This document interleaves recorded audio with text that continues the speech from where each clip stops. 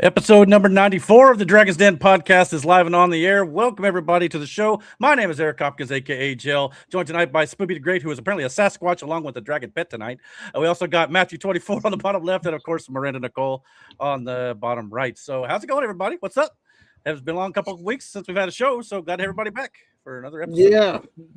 First of all, you got it wrong. It's a sweet-ass Sasquatch with a doubly sweet-ass fucking dragon. Like, fucking dope. You know what I'm saying? I like it. Been doing some playing around with that Chat GPT. Dude, I get it. A lot of people's concerns, and I have my own with AI, right? But like, legitimately, some of the shit you can do with AI is fucking cool. And I get there's a trade-off for it or whatever the case may be. Like, but there's good and bad people can do with any fucking thing. Let's be honest. Sure. Absolutely. So, but like, if this gives people, like, there are certain things with AI that gives people who have a creative mind but don't have certain creative talent, but they can express that talent that they do have. Like, for me, visually, I can draw, okay, but like in my head, the picture that I see, because of the description I can give it, I can't put that to paper. Does that make sense? Right. But like, if I was just able to explain, like, I explained what I wanted with this photo, and that is why it came out the way it did. Now I gotta ask, since I do a lot of the, obviously the graphics and like the images you see on the intros and stuff for this, and actually we got a new one for our Rumble exclusive news and politics section tonight too. So check that out on the Rumble stream once the YouTube stream ends, by the way. But I just got to ask, because I know when I'm making the images, a lot of times I've got to do like multiple different edits because it doesn't get it right the first time. So I got to ask, how long did that take? Yeah. So legit, like the first description I gave it gave me a prompt also, right? And the prompt kind of filled in some of the gaps. And then I went in and edited and then changed a few of the prompts that it already gave me to change a couple of things. So like, all in all, that image, like the current image that you see right now, like this one probably took me about 5 minutes to like get right the way I wanted it to look. But like the initial prompt that I gave it, it was really close to what this was. I just changed a few things. And the other one, sorry. Well, the other one that looks more realistic, he doesn't have a spear in his hand. He's just kind of standing there, and the dragon is way more realistic. And like, that's what I was going for initially. But then like, I wanted like this, I don't know why, but I was like this 90s anime kind of style. And that's what this one was. It looks like I can't give you a name of a fucking anime right now, but like, it looks like the animation style that would have been for like X-Men and stuff like that. Like, that's what I was going for. Especially with the Sasquatch, it almost kind of gave me like Planet of the Apes vibes a little bit in the face too. That's just me, but or at least the old versions. The new ones, they actually look pretty realistic. But yeah, I think it looks great though, dude. Man, that's pretty dope. I just know for me, like whenever I'm making edits and stuff, like even though it does take into account like the little changes that I do, I've noticed like the quality of the image gets worse the more you try to tinker with it. So it's like you almost have to like save an image that you like, re-upload it to try to do a little tweak into it, and it won't hurt the image as much. That's what I learned to do when I was screwing with it. Like, I was like, oh, if I just save this image or copy the prompt over, I can then just go in and edit literally the prompt that it gave me. And then I also figured out talking to it is a little bit easier, like using the microphone speech feature to where you could just explain what you want and then it will add to it. So there's a couple, like, I got a bunch more. Like I said, I'll have to show you them later. But like, I was tinkering with it for a fucking while. it can take a minute to get exactly what you want out of it, But but you're right, it does pretty much hit pretty close to what you want right from the opening. It looks like a Wookiee. Well, I mean, it kind of does look like a Wookiee, but I mean, that's kind of what Sasquatches are, though. Like, I mean, like the realistic one. Yeah, there you go. There's another one right there. That's pretty dope. The realistic one, this one took me a little bit, but like this one was by far the best one I did. Nice. Again, I just like the details that they do. Like, I mean, it's pretty crazy what can come up with just with a few prompts, things like that. Yeah. Because like you said, I mean, in my head, I know what I want to have drawn down, but I maybe you can draw. I can't. The best I can do is like a stick figure. So look at this guy. Is he out walking? he's on a trek. Oh wow! Look at this guy. Oh, that's where he's at. Yeah, he's got his kiln up. So are you gonna use some of those poles I gave you? Not just yet. I'm still working on. Uh-oh. The internet may not be great outside. And there we have to switch to data, brother. No, he's for those who don't know, Aaron is a budding blacksmith. Like he has this whole setup and stuff. So like we were, kids have a trampoline and like some of the poles were broken and shit. And like I know he needed the metal, so I gave him a bunch of poles and he's gonna make some stuff. Nice. Gonna melt them down and shit. So like that's what he's doing tonight. We're just going to get a tutorial. Is that what we're going to get here? I mean, hey. But yeah, the AI shit though, like it's really cool. And like I do like what you did with the intro and all that shit too. I did mess around with some AI music too. I made a couple of songs. Those turned out really well too, but like I want to go in, I want to edit those and add some more stuff to make those songs a little more robust. But like it's an amazing tool. But like I said, I get the apparent like there's evil that could be done with these things. I understand that, but like there's also a lot of good that could come from shit like this too. Like I said, it gives people the opportunity to express themselves, like I said, in an artistic way that like maybe they're not fit for being in front of a camera, anxiety or whatever, but it gives them this opportunity to do that. You know what I mean? Sure. Well, that's another reason when we get to the politics segment here on the Rumble part, I actually wrote the lyrics to the song for that. So I'm hoping it'll play well. I like it anyway. So we'll see how it ends up going and see what you guys think about it. But if I know you guys, you'll probably like it anyway. But anyways, but I do welcome the criticism if there's something you want to tweak or something. But so yeah, but we got a lot of stuff to talk about tonight. Like I said, we were off for 2 weeks now. I can't remember. I know we discussed it a little bit. I meant to ask before the show started, but are you guys still unable to do a show next week? I just want to double check real quick. Well, we probably could now. Okay. Well, if you can, I'll plan for it then.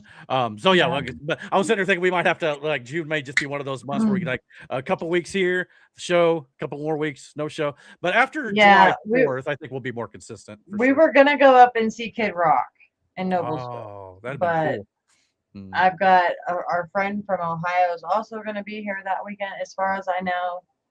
And it's just not a good weekend for us to go up there. So still a good weekend for a podcast, though. Yeah.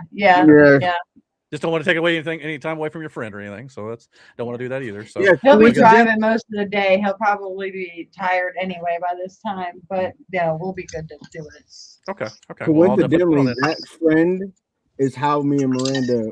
Well, a link of how me and Miranda even fucking met without him even. He's pretty much the reason we met because I started working there because of it. So. Nice. And he already knew Brandon. You guys might get to meet him too. I'm thinking Saturday we're gonna go over and hang out towards Bloomington. Okay. Well, I know Aaron was at least spitballing the idea of a D&D game, but we can figure something out there. Well, yeah, I mean, do something. But I mean, if he's in town, it might be kind of hard anyway. I don't know. We'll figure it out. But I've not done D&D forever. Yeah, you bailed on us. What the? Yeah, you I might get back in there again. I don't know.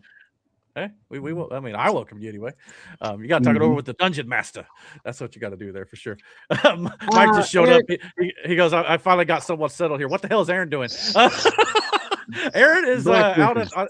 He's blacksmithing. He's doing some. Yeah, we don't really know. I think he's making weapons of mass destruction.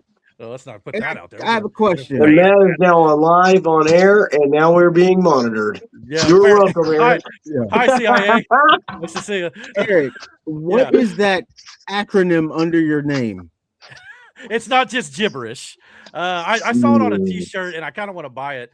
It's actually John 3:16 from the Bible.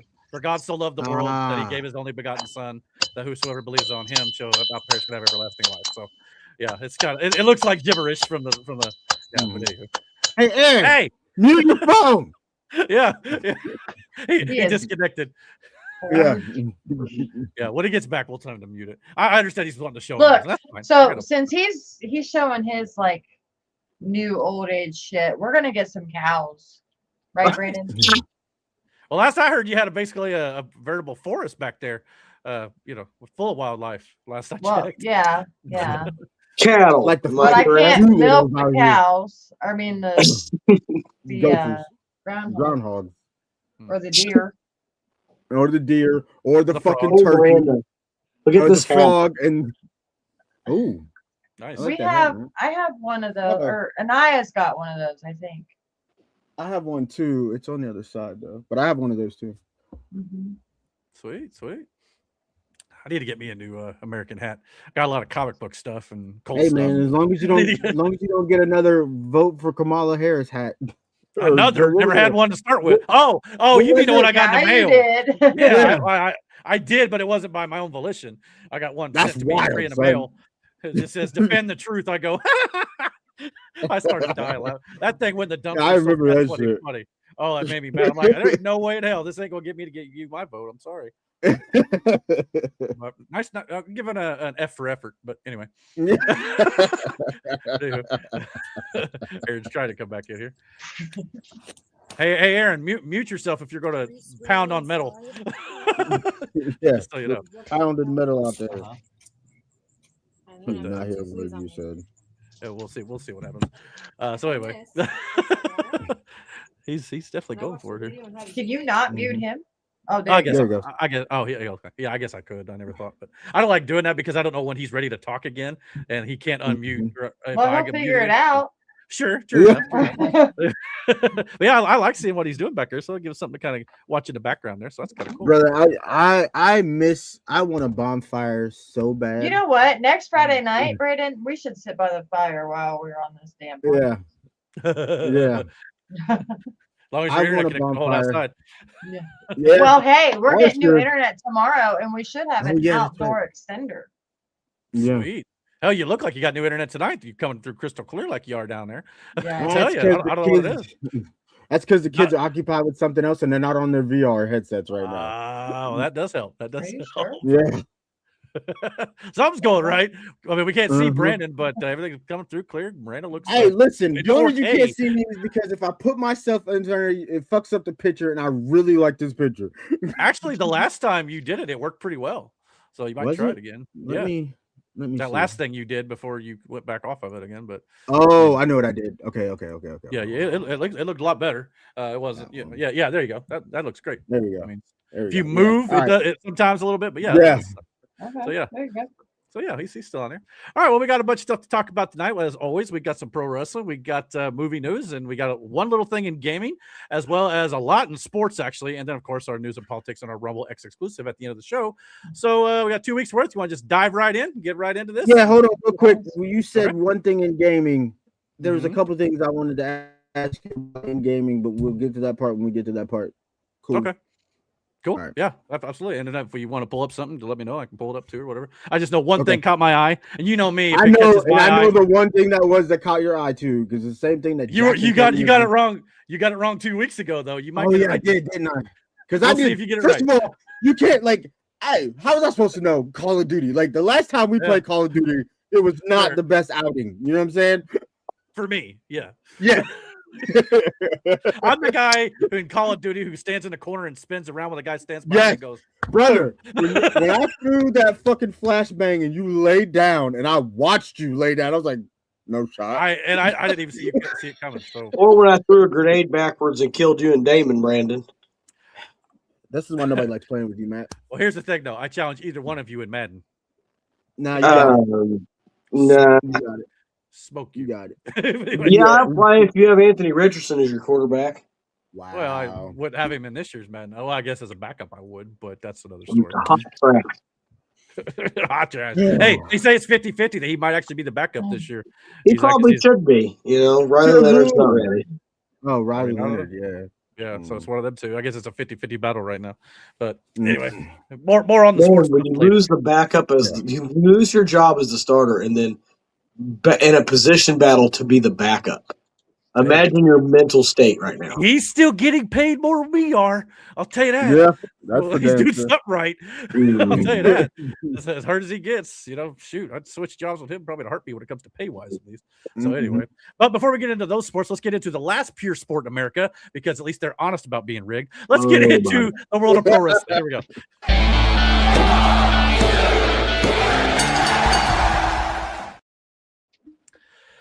All right, a few big things I wanted to talk about here, and of course, we'd be remiss if we did not mention our last outing here on the YouTube and Rumble streams.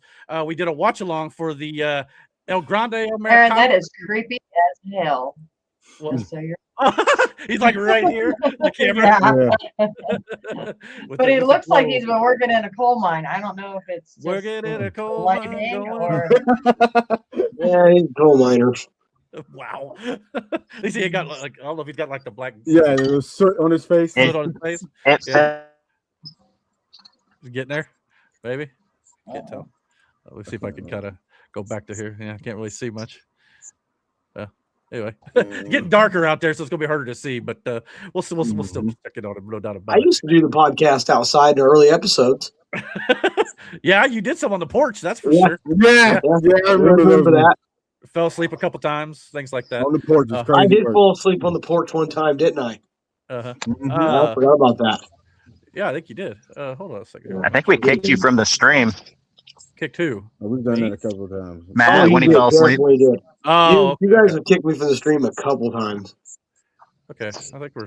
Yeah, that was weird. I was kicked from the stream a couple of weeks ago. Oh, I just. Well, you fell asleep, Aaron. Tell the whole story. Yeah, tell the whole story. Yeah, I did fall asleep. I was just. I need you to not do that, Aaron. And now you're pounding in our ears. And never fitting. Got me working. Got me working. Be careful, you're gonna get us banned. That's why I skipped over that one word. Anyway. No, I thought maybe the stream died for a second because the top of my screen kind of went a little blurry or a little fuzzy. It was kind of weird. I think we're okay though. It says we're still up and running. That meme is everywhere. How is that going to get us banned? Well, I don't think you quite. Matt, I was just saying. Yeah. Sarcastic. Yeah. Okay. Okay. Yeah, I think we're fine. But anyways, I'd be remiss if we didn't mention the El Grande Americano mask versus mask match that we watched in our watch along the last time we were on the streams. Absolutely outstanding. As a matter of fact, it's now ranked, I think, at least it was when this first happened a couple weeks ago. It was ranked 27th overall as the best match of all time in pro wrestling history. So 27 out of how many matches in all of pro wrestling history? So that's saying something here on cagematch.com. So that match was, first of all, kudos to AAA. That whole card was good. Like the whole show was good. But this main event was the story that was told, the ups and downs that took place, it was even everything that happened in this match made sense for it to happen in this match, but they all happened at the appropriate times that it needed to fucking happen in this match to build up the next big thing. You know what I mean? Like the next big comeback, or when you thought it was over, it wasn't. It was the back and forth in this match. Like I guess I never really paid attention to how good Ludwig was. I knew Chad was good, but like I don't know, watching these two work together in this match, and like I said, the story that they told in this match, fucking phenomenal. Truly. Yeah, I absolutely agree. I mean, and like we talked about during the stream too, this feud has kind of been going on for like a year now. So, and it all started basically due to an injury to the guy who originally portrayed the guy under the mask. So it's just kind of nice to see this all play out the way it ended up doing. And it's just one of those things where it's like, even though it doesn't work right away, they continue to work away at it, continue to press through, and they actually made it in one of the most memorable feuds, especially in AAA. Not so much on the main roster or anything like that in the States, but people down there absolutely loved it. And it even made a lot of fans here in the States as well. So you got to give them credit where credit his due there. Mike in the chat said that he heard that Ludwig Kaiser thought that mask versus mask match was absolutely incredible, and it was. Yeah, and he was right about that. No doubt about it. So, you know, he knows how the whole thing works. And he said, credit to the Undertaker, by the way, who's doing great things I hear in AAA. Yes, as the head booker over there in AAA, Undertaker's doing a lot of good work behind the scenes now that he's in retirement himself. So much like Triple H is trying to do on the main roster, Shawn Michaels in NXT. You also got Undertaker down there in AAA. So great work. The only downside of what Triple H is doing is fucking TKO. That's true. But I'm going to give some praise to WWE here in this segment here before we're over with here. So stick with me here. But yeah, I you know, some of that is TKO, but whatever they're doing right now, in my personal opinion, is working. Much like our opening theme song here tonight, talking about tribal combat. It was actually a theme I was going to use for the Watch Along class in Italy, but I recycled it to use tonight because I don't know the song. But anyway, we got the tribal combat match at Clash in Italy. Jacob Fatu succumbs to Roman Reigns yet again, and this time, per the stipulation, Jacob Fatu acknowledged his tribal chief and bowed down to him and joined the bloodline now, as it were, with Jimmy and Jey Uso. And Roman Reigns even wrote on X, tough love. So he obviously, I like the picture here because it shows that Jacob is kind of participating in this only because he is now forced to acknowledge the tribal chief due to the fact that he lost the match in combat. So it's not like he's a willing participant in a lot of ways, but he's going to tribal chief. So that's really cool here. And I also wanted to pose this too. I saw this post and I wanted to ask Brandon, because I know he's talked about many times here on the channel that Roman Reigns has never apologized to the Usos. And I agree for the most part. Now, I saw this post and I want to ask you what you think about this, because this guy put it in a perspective I didn't really think of before. This guy wrote, you guys complain about Roman not apologizing when he actually did apologize last year. But Roman saying yeet to Jay was the apology for Jimmy and Jay, because Roman disliked that word completely. And all Jay and Jimmy wanted was to be treated like equals. And guess what? Roman is doing just that. He's treating them like equals. He even told Jay to go after the Undisputed Championship because he sees Jay as an equal. So if you look at it that way, I guess you could say maybe he kind of did, but he never said the words. So I just kind of want to get your opinion on it. I guess, but even in the promo, this whole thing with him and Jacob, right? It was the same Roman. Hell, him and CM Punk. Punk called him out on it. He acknowledged it. True. They did bring it up. And then the whole thing with him and Jacob. Those later promos that he cut, it was the same Roman. You know what I'm saying? I get it, sure.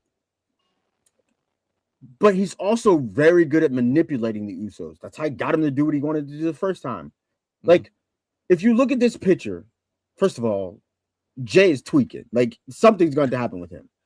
Yeah. Jimmy's I'm along for the ride, but he's got his brother's back no matter what. Sure. Jacob looks like a scolded fucking dog. Yeah, agreed. And the moment you turn your back on a scolded dog, what's going to happen?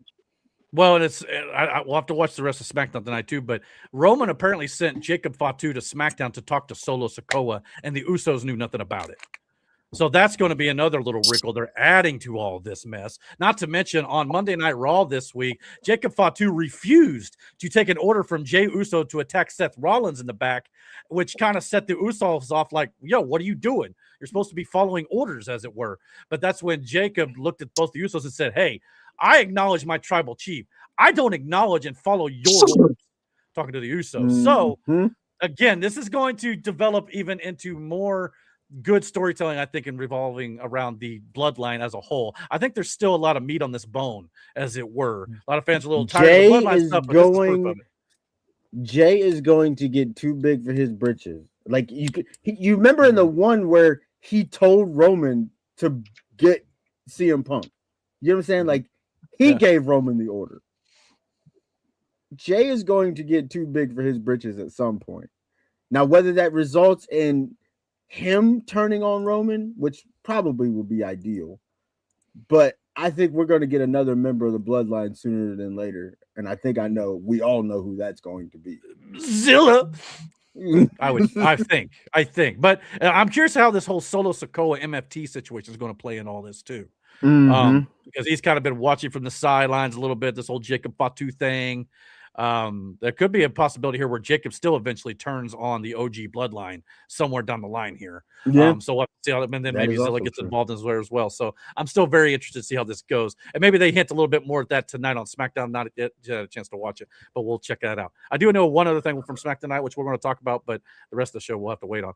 I also wanted to say congratulations to Sol Ruka, who just come up from NXT, won the Intercontinental Championship on the women's side by defeating Becky Lynch at Clash in Italy as well. So I know Matt's not a big fan of Becky Lynch, so I'm sure he's a fan of Sol Ruka taking that victory. So good for her. You think it's a little too soon, or you think it's about right time for her? Nope, I don't care about Becky Lynch.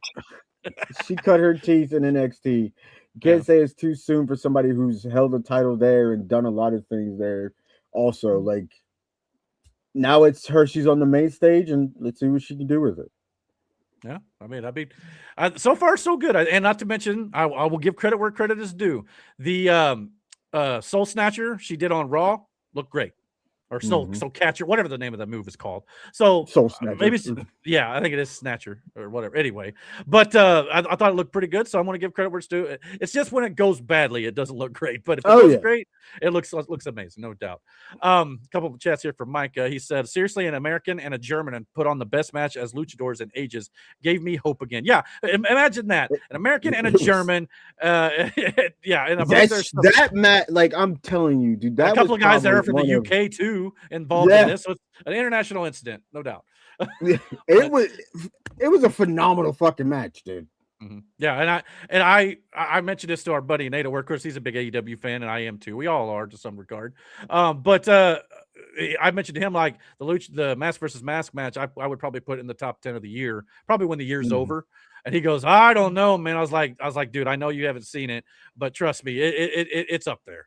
And WWE is doing some good work in that regard. I put Roman and Punk probably in the top 10 of the year, probably by the time it's over. Oh, that was another good one too. There are good things happening in WWE, contrary to some people and their beliefs, that's for sure. But there's people on the flip side of that too who think WWE does great things and AEW doesn't. I think they both do the good things. I think they both have great matches. I mean, hell, there's guys in both companies that you can put in the ring that are phenomenal every time. Like, I think for the most part, man, if you enjoy wrestling and there's matches you enjoy, just fucking enjoy it. Like, it's a good time right now. It really is. It's a higher point than a lot of years in the last decade or 2 decades. So it's definitely something to be happy about. Mike also said, I possibly see either Jacob or Jay pulling a rock and kicking Roman out of the bloodline or out of power, kicking him out of power like Rock did for in the Nation back in 1990. Possibly.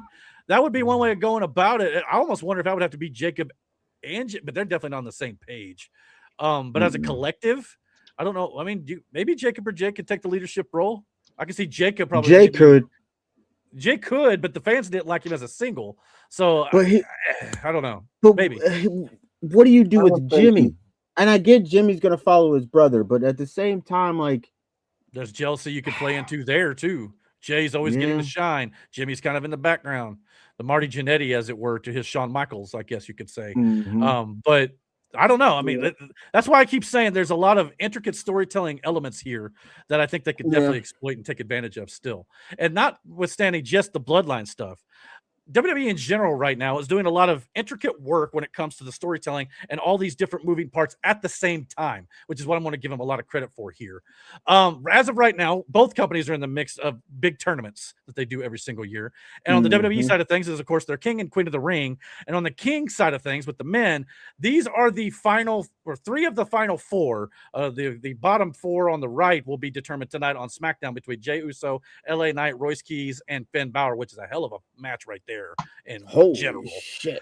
But as of right now, Femi is looking to face Dominic Mysterio on Raw this coming Monday, and Javon Evans, in a bit of an upset, won his match on Monday Night Raw this week in the Fatal 4-Way to advance to the semifinals as well.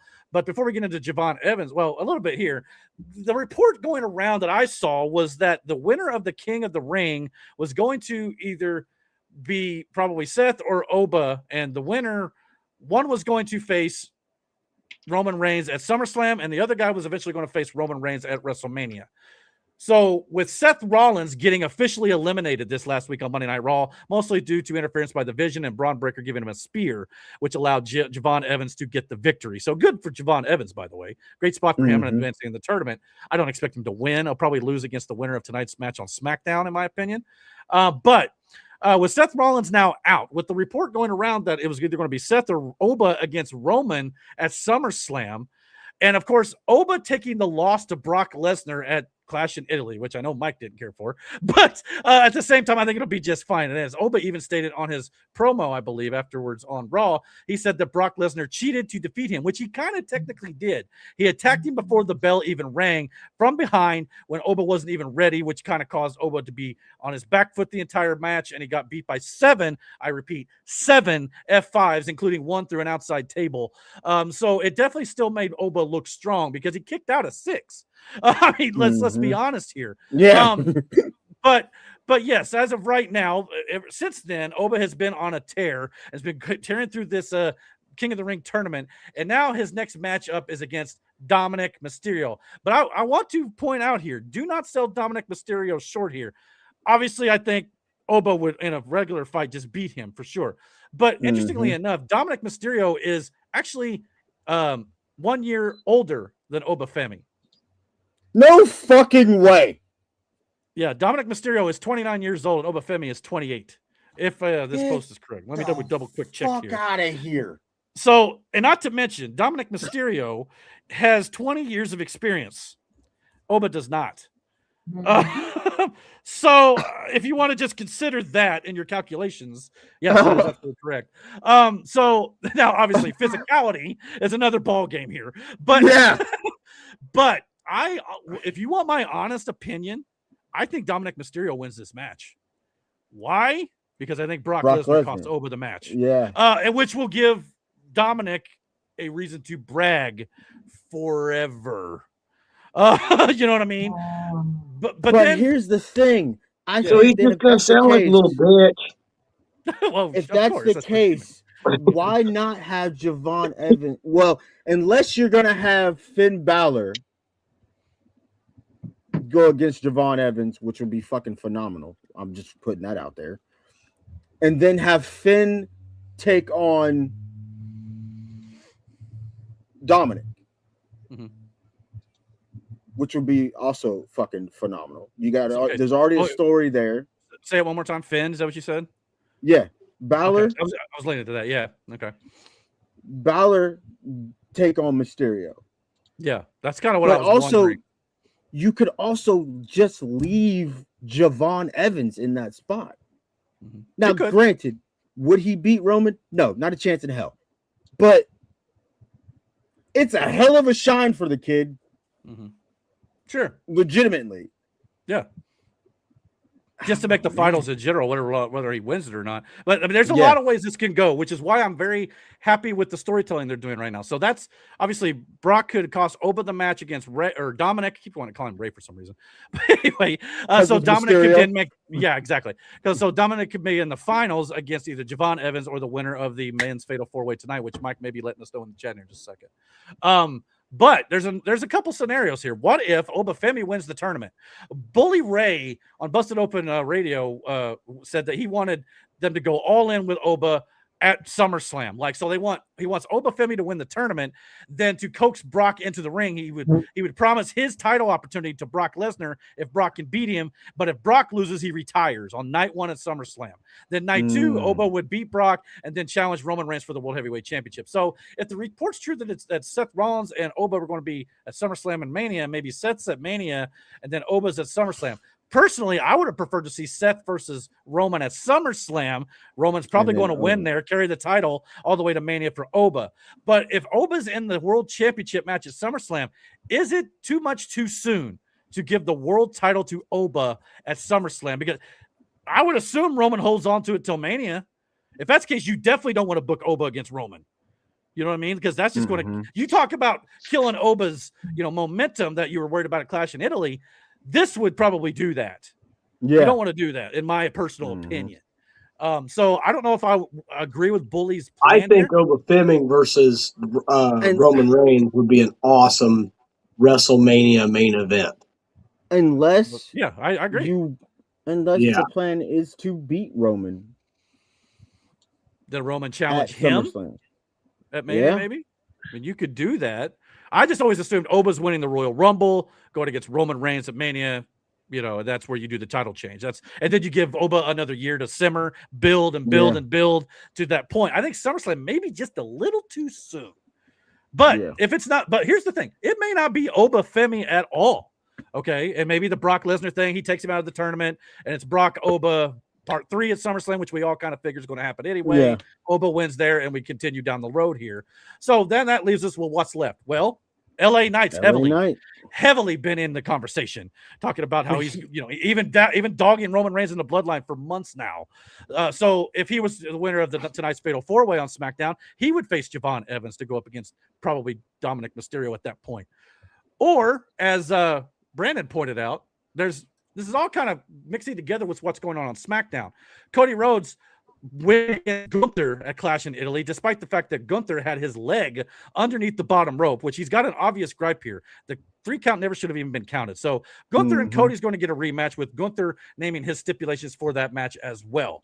So the wild card in that is Sami Zayn, who's also in the the WWE Championship picture right now on SmackDown. Jesus, they're just moving pieces, dude. SmackDown is getting even heavier because the reports now are stating that once CM Punk returns, probably in July, I believe it's on Monday, July 6th, and is in Chicago on a Raw. But the reports are stating now that he's going to be moving to the SmackDown brand, because they obviously did that heavy tease after Mania of Punk versus Cody. So that may be your Mania main event. What would shock you more, Eric? Brock Lesnar retiring to Oba Femi, or Cody Rhodes retiring to Gunther? First of all, Cody Rhodes isn't going to retire. Not yet. Right. Why not? Well, he's still got a few more years, I think. You don't know that. He may hang it up this year. He could, but I highly doubt that. Based on what we know and everything. Well, that was not the question I asked. The question is, what would shock you more? Do you think Cody Rhodes would shock you more? That would definitely shock me more, because I think that was just the question I was asking. It was a general question. Okay, you're fine. But yeah, don't worry about that yet. I think if Punk comes back, Punk is probably going to win Money in the Bank, where he'll probably Cody. I agree. He won't win the Rumble, then he can just cash in at Mania. Yeah, that's what. Then you have Oba win the Rumble. Mm-hmm. But I still feel like Finn I know, never that's got where a fair shake at. Fuck, man. That's where I'm going next. That's the other wild card here. Finn Balor has officially been traded to SmackDown, so he's also on SmackDown. It's almost like Monday Night SmackDown or Friday Night Raw at this point, because a lot of these Raw guys have moved over to SmackDown, probably because USA wanted them. But Finn Balor, not only is he in the King of the Ring tournament on the match tonight as well, is there a potential possibility we see the reformation of a babyface Judgment Day? Damian Priest, R-Truth, and Rhea Ripley are already on SmackDown, and R-Truth and Damian Priest already went nose to nose with Finn Balor tonight. Finn, obviously, a little bit of a tension between the group, because Finn obviously screwed over Damian and the whole spiel there. But maybe, just maybe, we could see that, and maybe even like say Survivor Series War Games, it's Judgment Day versus Judgment Day. Ooh. That could be a little different than having the Bloodline in it every year right now, so that's a possibility too. Or maybe 2 Survivor Series War Games matches. I don't know. That's just me speculating. But with Finn, like you said, being over there, what are the odds of Finn Balor and Dominic Mysterio ended up being the finals of this thing, or Finn Balor winning the King of the Ring tournament, then going on to SummerSlam to face Cody Rhodes, and Finn Balor completes his story after 10 plus years or so since he lost the title after winning the inaugural Undisputed Championship or whatever it was. Could that be something we see here? We could even get Brock or Oba and Balor in the finals and do the Brock, screw job there, and still get Cody Balor. There's a lot of ways this can go, which is what, again, this is a lot of moving pieces, many different angles, different storylines, all kind of coalescing in this tournament, which I think is great. But here's the real question. How long can you put, without killing his whole thing, how long can you keep putting off LA Knight? Yeah, I agree there. That's the thing. The way you've been pushing this too, it's like you've been pushing him like he's going to be the winner of this thing and maybe challenge Roman. If that's the case, but he's not going to beat Roman. Like no, and that's the other thing. That'd be just like putting Oba against Roman. If you just feed him to Roman to beat him again, what's that going to do for LA Knight? Nothing. So they're in a bit of a pickle in a way in a couple different scenarios here. Hopefully they fought this out all the way through to completion. But time will tell. But yeah, Finn's another guy. It's like, okay, you move him over here, brand new start. You don't want to kill his momentum right away. Same with LA Knight, and Dominic is obviously he's going to have the because probably you got to think about it this way. The King of the Ring is one of many opportunities to automatically challenge for a title. Yeah, we pretty much sewed up that CM Punk's probably winning Money in the Bank. If Oba doesn't get that championship shot, which he's not going to, he's going to win the Rumble. Like that's going to happen. Yeah. So unless you plan on, it better be with these two telling a story, to where they either, I don't know, man. I mean, if Seth was the champion, it'd be even more of a slam dunk. Because that's the guy Finn Balor beat. As Mike said, Finn deserves the moment. He won the first Universal title, but had to give it right away due to an injury that Seth. It was a buckle bomb to the outside. It was kind of Finn bracing for it. It wasn't a fucking accident. It was just kind of the way it goes. But it's just crazy to me how this could all these different storylines are coming together in certain ways. Obviously, there's people who were losing in the tournament, which will continue those storylines elsewhere. But I just like for the moment, it feels nice to have. Like it's almost like everything was planned very nice and cohesively, which is something you can't always say. Yeah, I agree, and it's something WWE doesn't always have the luxury of saying that they can do. And every company has their ups and downs in that regard. But right now, I just think this is good. Yeah. If you were booking, can you go back to the bracket? I'm sorry, I don't mean that. Yeah, sure. Yeah, just a second here. The men's bracket, right? Yeah. Okay. Yeah. Let me see here. Pull it up here. Hurry.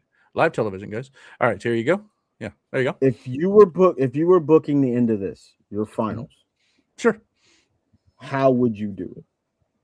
Exclusion was brought. Look, excluding Oba. Like Oba's a non-factor because he's going to be dealing with Brock. Like that's the problem. Yeah, you're probably right. So one way, he may win and still deal with Brock for all we know. Yeah. So I don't know. So you either gonna have him deal with Brock and Mysterio wins, or Oba wins and then loses the final because of Brock. Yeah. But either way, if you were booking, who would you book? If you were booking Oba in that spot in the finals, who are you putting him against? If you were booking Mysterio in the finals, who would you put him against? I'd put Mysterio versus probably Mysterio and Balor have like the history, like you said. But again, to me, it comes down to, if it's LA Knight or Balor, they're not beating Roman. Now, that doesn't mean they have to challenge Roman. Balor, especially. Balor's on SmackDown. He'd be challenging Cody, potentially. So now here's the thing, too. Yeah. Knight and Uso already have something going on. Yeah. So if Knight loses, if Knight beats Jay, Jay's going to be bitter about it. Jay could cost him the match with, and I wouldn't want that to happen simply because you're already going to do that with Brock. Like, you know what I'm saying? I don't want it to be two interferences of why somebody else loses. Evans could legitimately beat, in my opinion, it would still look good if he either beat Jay or LA Knight. Sure, you could do that. Yeah.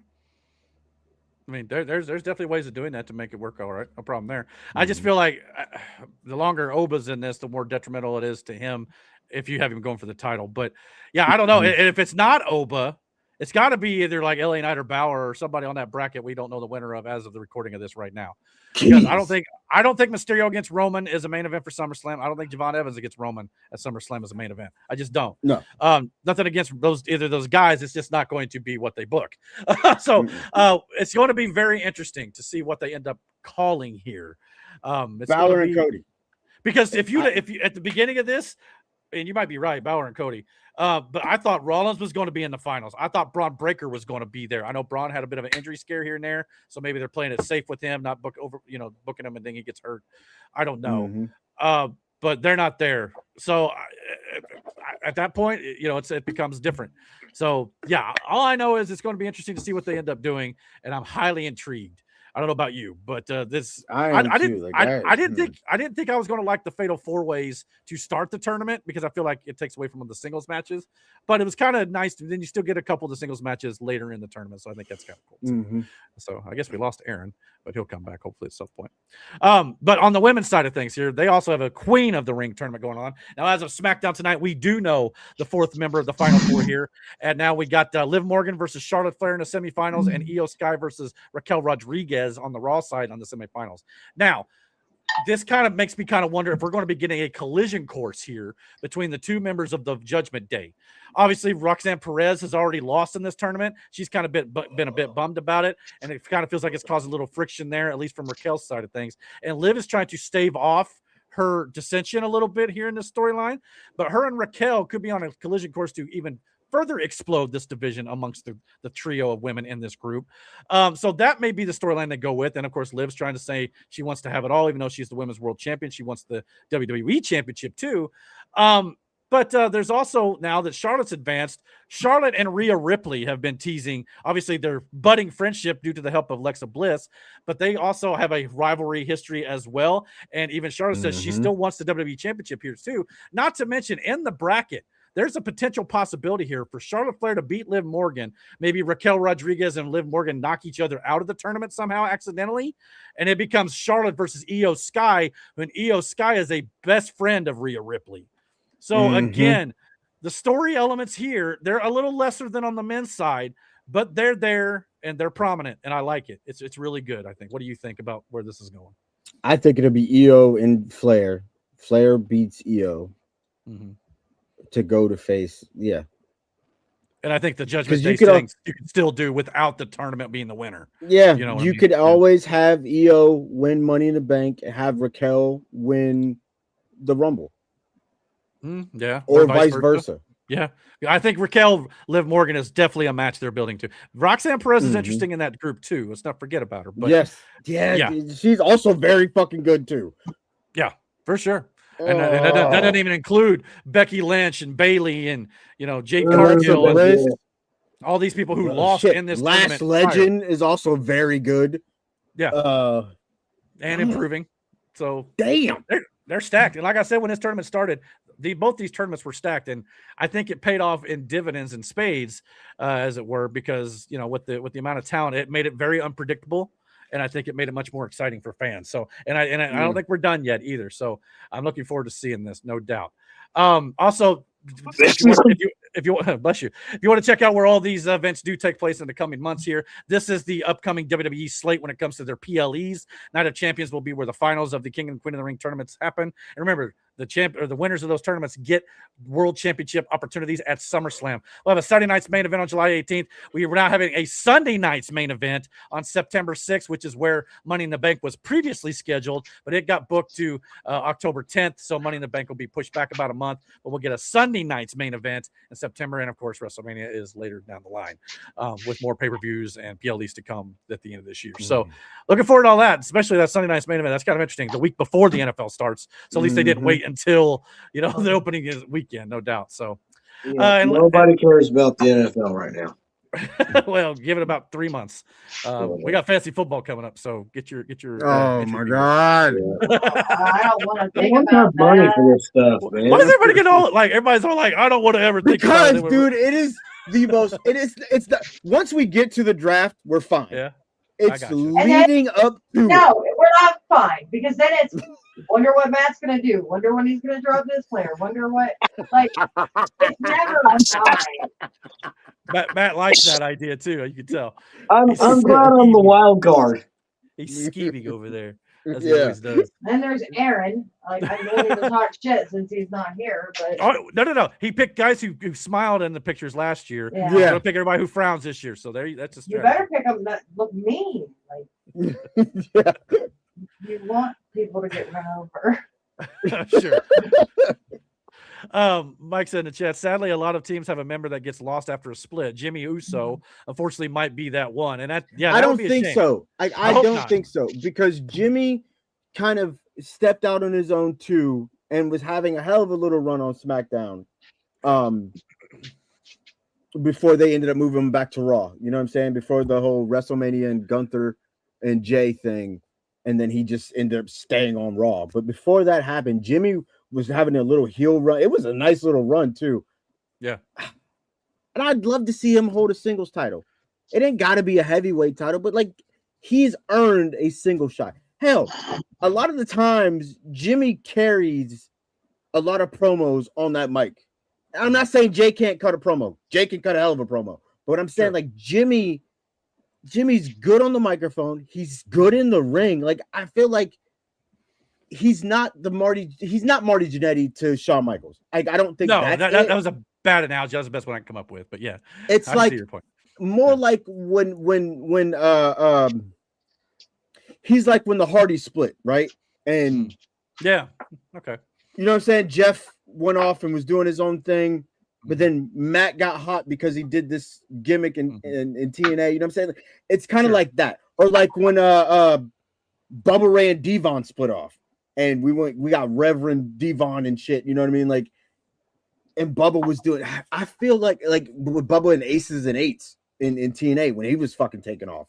Like, I think Jimmy can, if given the right direction, Jimmy can flourish. And like I would like to see that. And I think that's just kind of what it was when Jay was doing his singles run. They just didn't seem to have as much for Jimmy to do. And I think that was the problem. They was kind of stuck in mid-card hell a little bit. So if you were to give him a good storyline, I think he could definitely pull through with it, no doubt. Yeah, I mean, Solo carried it. Yeah, he did a good job. I agree with you there. Mike said, by the way, if Night of Champions will not have every title on the line, as part-time champ Roman apparently has the night off for that. Agreed. They did announce that they will not every title will be on the line that night, which we knew going in that Roman was going to be off. He wasn't going to be tried. I believe that show is in Saudi. So I think we knew that going, which kind of led us to think that maybe Jacob Fatu was going to win the title at Clash of Italy, but it did not come to fruition.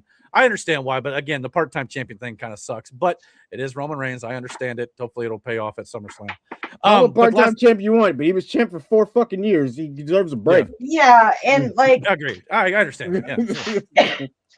And an attraction too. You know, your champion doesn't have to be on every single week. I get that part of it as well, because then you get fans burn out and all that sort of stuff too. And by the way, speaking of guys who would break away or the group split up and then a guy kind of gets left in the dust a little bit, JD McDonough comes to mind at the moment. Yeah, and a lot of that's sucks because he's a hell of a wrestler.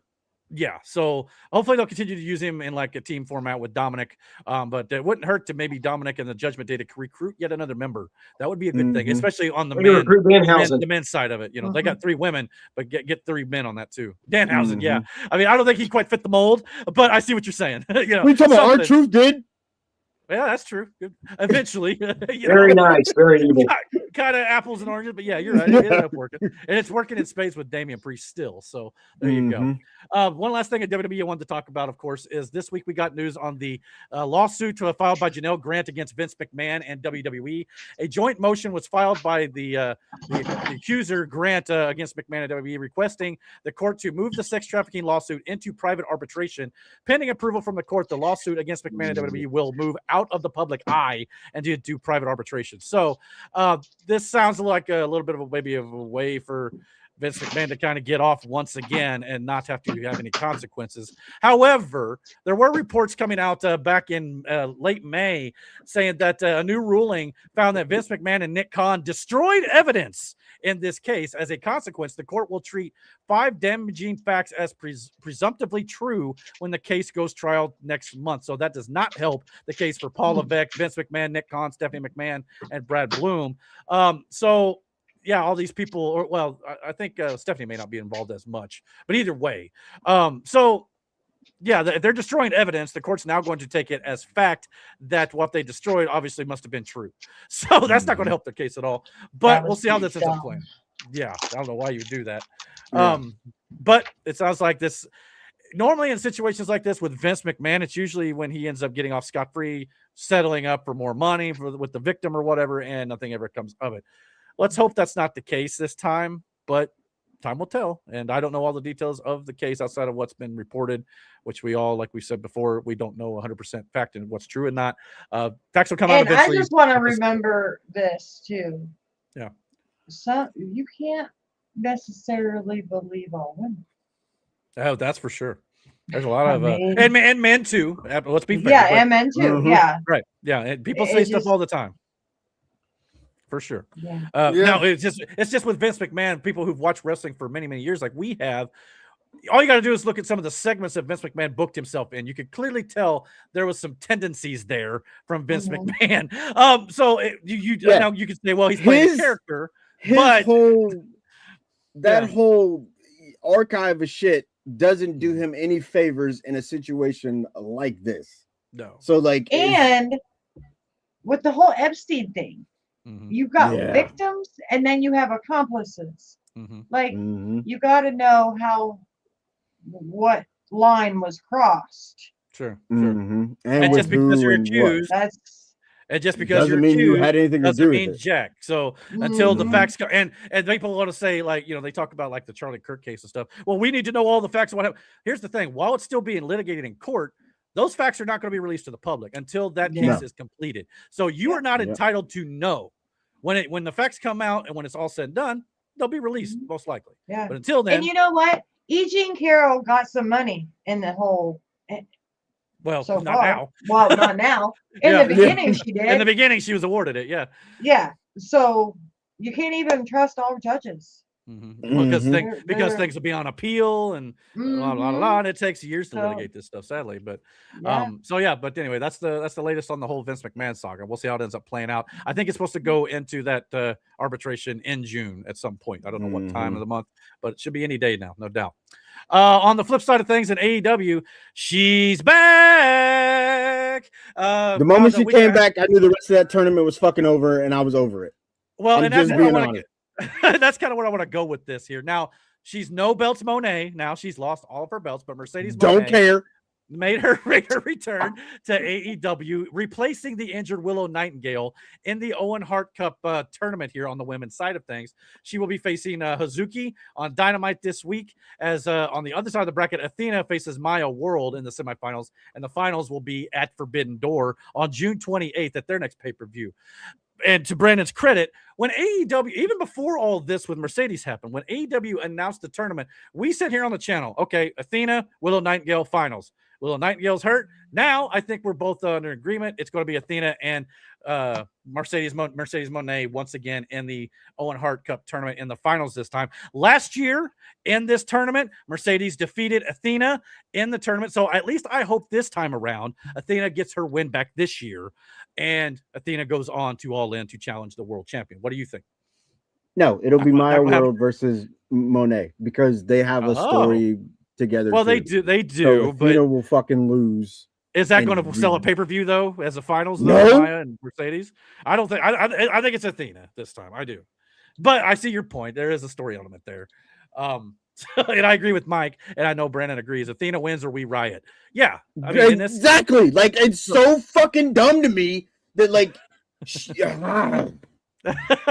I don't think. I put it this way: if Tony Khan doesn't pull the trigger on Athena this time, I'm going to criticize the hell out of it because it does not make any sense to why no, it doesn't. She has been in ROH for so fucking long. Yeah. And I get she boosts the brand, but not many people watching ROH anyway. Not only that, she's a great talent. Put her on the main card with all the top talent on your brand. So that just makes the most sense to me. Yeah. Hopefully this is the start of that, and we'll see where it goes. But I don't disagree. You have every right to kind of go, yeah, he's probably going to go Mercedes again. I promise you, Mercedes is winning this fucking tournament. I hope you're wrong. What, you want to put $5 on? I do too. Yep. Because I have to believe Tony Khan's I don't bet on staged wrestling. So do I. I want to believe. Yeah. I truly do. Yeah. Because it just will rip your heart out. Proceed. That's exactly what's going to happen. Mercedes is going to win this fucking tournament. It's going to make me mad. But it is what it is. I will join you in your anger if that is indeed what happens. And that women's tournament that you had up here earlier, Eric, I think Charlotte Flair is winning it. Well, we kind of suggested that could be a possibility. I don't see why she wouldn't. She could very well do it. They've been teasing the match against Rhea anyway. So, new besties have to go one-on-one again. Go opposite ways. And test that friendship, as it were. Sure. we'll see how it goes. But yeah, in this case, I think it's going to be a year-long story where like they call back to last year and they give Athena the win. So time will tell if we're wrong or if I'm wrong. I will be right on the board that train with you, no doubt. On the men's side of the Owen Hart Cup tournament, though, as we kind of figured from the get-go, we knew Will Ospreay was going to be in the finals, but obviously Samoa. But Brody King and Claudio and Samoa Joe, and there was Jack Perry and Mark. There were some good wrestlers in this tournament, but I think we all knew that Swerve versus Ospreay was probably the most likely outcome, and that is exactly what we're getting here, which will be outstanding. Do not get me wrong. But I think we all know Will Ospreay is winning this and going on to All In to hopefully win the World Championship against Kenny Omega or whoever's the world champion at the time. It's going to be Kenny. In London. I would hope so. Now, they did announce this week, I don't have the graphic, but Kenny Omega is wrestling Zack Sabre Jr. on Forbidden Door, which could be fun. But and of course, they got a history. But hopefully after that, we'll start building this whole Kenny Omega, the world title run, and this Ospreay storyline with Kenny starts to take shape. So still got a few months to go, but this is definitely on plan and on course, I think. So looking forward to this match, no doubt. But again, that's the difference between the Owen Hart Cup this year and the King of the Ring and Queen of the Ring tournament. I feel like WWE did a much better job interweaving the storylines. The matches have been great in AEW. Don't get me wrong. They always are. But this here is where it's kind of more the storyline elements start to come to fruition instead of during the entire tournament like WWE did, in my personal opinion. So yeah, looking forward to this. We'll see where it goes. And last but not least in wrestling, we got the main event for Forbidden Door announced as well. MJF versus Mark Briscoe, but with a bit of a stipulation and a bit of a wrinkle. Both guys have to pick 5 teammates. They'll be put in a steel cage, 6-on-6. If Mark Briscoe wins, he gets a World Heavyweight Championship match against MJF down the line. MJF has already recruited the Don Callis family with a large sum of money. Kevin Knight, the newly heel-turned bad guy here, has sided with MJF. We're probably going to get Okada, probably going to get Andrade. We're probably going to get all these guys. Hold on. Against the conglomeration, most likely, with Briscoe. But we'll see. Yeah. Takeshita will be in there, I'm sure. Hold on. Sure. Why would MJF hire the Don Callis family? Because he has no other friends. Literally, yeah. 4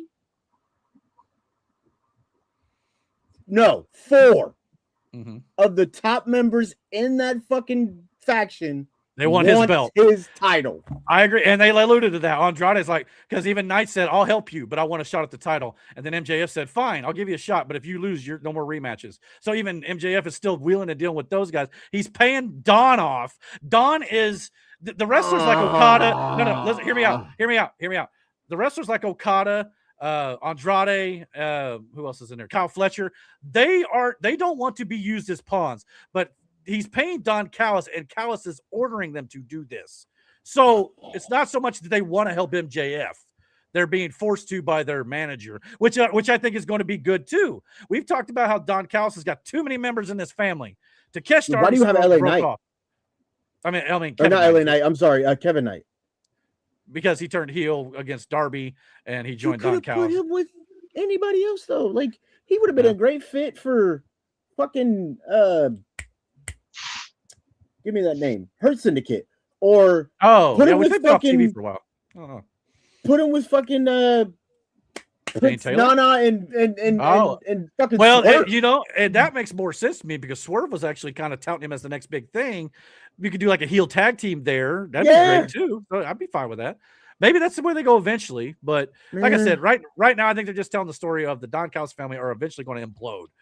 All the heavy hitters for sure. And I think that'll be a good thing down the line. I don't mind Don having some guys, but 15 guys. All right, let's cut it down a little bit. Ridiculous. Yeah. But like I said, I expect conglomeration and Takeshita to be on Briscoe's side, furthering the storyline there. It's going to be chaos. 12 men in one cage. It's going to be interesting. It's not a war game style cage either. This isn't blood and guts. This is just one steel cage. So it's going to be crowded. Chaos. Yeah. Last year they had a 5-on-5. They've upped it to 6-on-6 this year. So this is starting to slowly become a bit of a Forbidden Door tradition too. So we'll see. Why was it 6-on-6? Just so you can put Okada in there? Maybe. I mean, I'd have to do the math. There are probably going to be a few New Japan guys in there as well. I'm sure Tomohiro Ishii will probably be on the conglomeration side because it is Forbidden Door, things like that. So time will tell, but I think it's got potential. We'll find out more about who's going to be in the match in the next couple of weeks. And then, of course, 2 weeks' time, we'll have all of our predictions for Night of Champions as well as Forbidden Door. So, yeah. So, any other thoughts on pro wrestling? Yeah, I wouldn't be hiring people who I know want my title. That's crazy. I get that. I think it's just because MJF has no friends, so it's like he's got no choice. That's an MJF problem, right? Like, but you're going to other heels. Like I get it. I don't know. Yeah. There's other ways you could have done it. Like there's other people would have been more acceptable in that sense. If he would have hired the Hurt Syndicate, it would have made sense because that's kind of what they do. You get what I'm saying? For some reason, they've been off television. I don't know. I heard at one point maybe Shelton was banged up a little bit. I don't know, or it could just be some regular time off. Kind of like they did that thing with Jericho. Oh, they did, didn't they? It was on a couple weeks ago, wasn't it? So I don't know. Yeah, that's a good point. Maybe I'm wrong. So yeah, I don't know. That's just my opinion. I wouldn't have done the Don Callis family, but I don't know. They may be involved in this match on the babyface side for all we know. I don't know. True that. Of course, we'll see what they do with the other things. We got Jericho and Tommaso doing their thing too, and which that could be fun. Yeah, but yeah, no doubt. I like when Tommaso come out a couple weeks ago and started rounding off all the list of moves that he didn't like that Jericho did. Kind of like Jericho did WCW. Yeah, that was pretty funny. So that was pretty cool. Oh, what was it? The 1,000 holds that Jericho did. Yeah, like, yeah, like a large stroke. Yeah, he said armbar too, by the way, which was great. So absolutely great callback. Matt, Mike had a question. He said, technically, Matt, you do bet on scripted sports. You do play fantasy football. That is true. Okay. What's scripted about it? What's scripted about it? He's implying that football in general is scripted. Yeah, suede rig. We've had that conversation, but yeah. Then he said, which quarterback that Aaron wants will Eric take in the draft or in free agency? Probably Bo Nix again. That's I'd say at this point.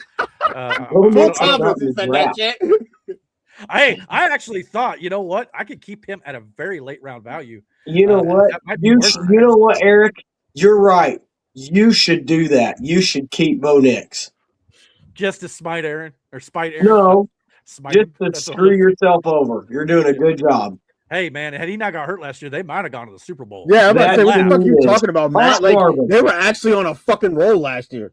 Hell yeah. And they shouldn't have been. And had he not got hurt, that's the only reason they lost. Let's be honest. Yeah. The biggest reason, at least. For sure. But we'll talk more about Sean Payton and the Broncos here in just a minute. Before we get to that, though, let's get into some movie news here. We've got a couple news items this week, so let's hit it. Let's check it out.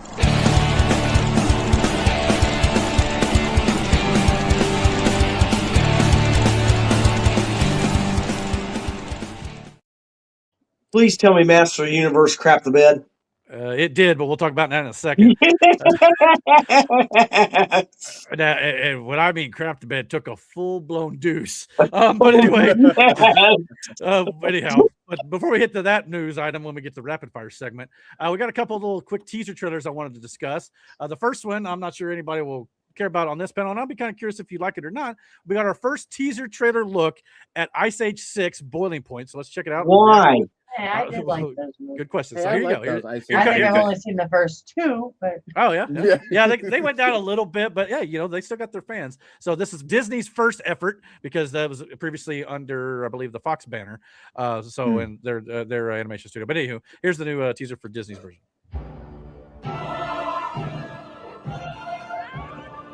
Brother, no climactic. That damn acorn. Yeah.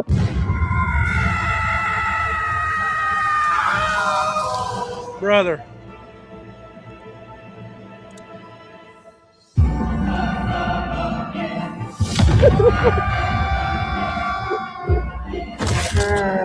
Oh, it's like Jackass. Yeah. Yeah.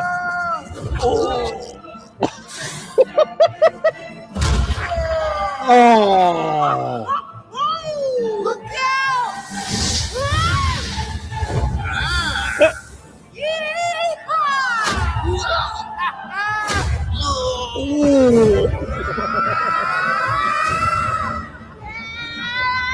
Oh. Is that a baby scratch? Yeah.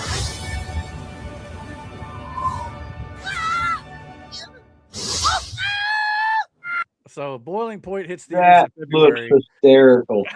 I did like the Jackass homage, which I imagine this will be playing in funny. front of Jackass 5 or whatever it is. So, yeah, I mean, a lot of new characters. I know if Miranda only saw the first two, there's probably a few there she don't recognize. Even I'm a little hazy on them because I only really remember the first couple, probably the most. The first three were hysterical. The one thing it's kind of taken a little bit of criticism of when the animation studio who made Ice Age shut down after the acquisition of Fox by Disney, they did a final little animated little short where Scrat finally catches the nut, and it kind of ends on a happy note for Scrat. And now they're kind of going to be undoing that because obviously when Disney, acquires a property, they're going to try to make money off of it themselves. So they're going to continue it, right? If there's money to be made. So it kind of stinks in that regard. It had a nice little send off. But I guess if you were to go back and rewatch it, you could put it at the end of whatever Disney does in the timeline sequence, and it still works. But they took a little criticism there. So are you interested in this at all? It's got the same voice actors and everything coming back, so that's a good plus. So yeah. So what do you guys think? I don't know. I might check it out. Man, fun for the kids, at least. That's our excuse why we watched it the first time, but then you actually enjoy it, and then The key of doing a good animated movie these days is to keep the parents involved as well, to where they don't just feel stupid for watching a cartoon, something that the parents could latch onto and enjoy. So hopefully it could do that. Obviously, Toy Story is looking to do that at the box office in about another week's time. And from what I'm hearing about that, it's outstanding, which we'll talk about more in just a minute. But so I think this has got potential. Now, coming out in February, January timeframe in that area in the year is usually where movies go to die at the box office because nobody goes to theaters after Christmas, leading into Valentine's Day. Obviously, they want to take their spouses out for the holiday and all that sort of good jazz. So I don't know. We'll see how this ends up playing out. But Boiling Point and Ice Age can mean no good things for our beloved characters here and our heroes. So we'll see how this plays out. At what point do you think they'll just go extinct to end the series? Because that's kind of that would be. Kind of have to. Talk about making the kids cry, but Mike. Real quick. Well, technically, Mike, maybe they'll find a zoo, and then we'll get a new, Madagascar Jurassic Park. You know what? There was actually a report this week. I don't have it in the show here, but there was reports here that DreamWorks was looking to go back to some of their old animated franchises, and Madagascar, I believe, was one of them. So we maybe get more of that. Will be so excited. So there you go. You can Afro Circus was no other news than that yet, but yeah. What was it? Afro Circus? What was it? Shark Tale? Was that the one with Will Smith?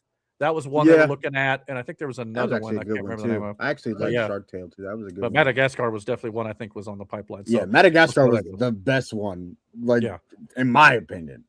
Yeah, I agree. At least I only saw the first one, I think. But anywho, Mike, I know. I don't have kids, so it has to really appeal to me to sit down and do it. Fair enough. Yeah, fair enough. Mike said though, there's actually 6 of those. Actually, this would be the 6th theatrical. I believe they made a straight to Disney Plus short movie as well, starring one of the spin-off characters as well.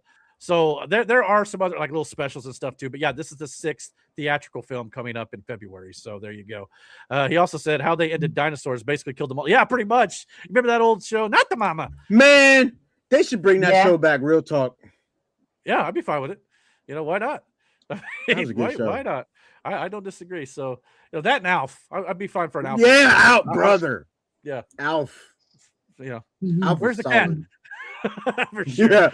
Speaking of cats, oh Lord, I gave Zyker and Thor a bath today. I love those names, by the way. Those are cool. How'd that go for you? I survived. I was gonna say, where's the scratch marks? They're on there somewhere. They survived. I'm sure. One of my sister's cat, the first time I met her, leaped off my shoulder with her back claws, and I had the scar for a year after that. It's dude. From what I seen when she was giving Thor his bath, at first he was not but then she sat him in the water, and he kind of just sat there, and he legit let her wash him up and all that shit. I had a hold of him with one hand, and I'm just doing this. And it's funny. I've seen multiple different methods of how to maybe do that, or clip their nails, doing it in a safe way so they don't just destroy you. Which they're always kind of fun to watch. But She didn't do Oscar with good reason. Oscar don't play that shit. No. He found these gloves that go all the way up to like past your elbows. I'm gonna get those before I do Oscar. It's probably a good idea, really. I mean, Yeah, protect especially yourself for more him than a cat. because he is not a fan of water at all. I've seen to clip the cat's nails, like they'll have like a cardboard box with a hole cut out. You put a little toy, so the cat reaches his paw out. You grab the paw and do it with the cat in the box. So that's one way of doing it. It might be an interesting way of doing it. So yeah, that's something to try. Hey, we should try that with Loki. Yeah. No, I think we just need to hang Loki up. My cats don't put him mind in one of those doing little the nail things clip. to where he dangles. Because like Loki, the moment you grab his foot, he's immediately trying to bite your fucking he does not. So that's what that's been about.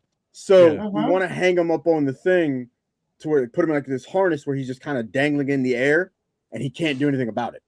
So he's just sensitive about his feet a little bit. Okay. Yeah. Makes sense. What'd you say about your cats, Matt? They don't mind? They don't mind getting their nails clipped. Really? Some cats don't, but a lot of them they'll fight you on it. Literally, I mean, there's some cats who enjoy baths. The kittens will probably let me. They'll fight a little bit, but I'll hold them. What's hilarious about this is the perfect segue to our next movie topic here. Oh shit! I kid you not. I don't know how we didn't plan that, by the way.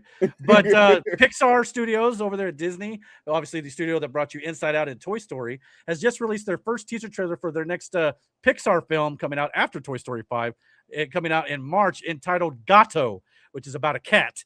So here you go. Let's check this out, and we'll let you know what we think about it. Here you go.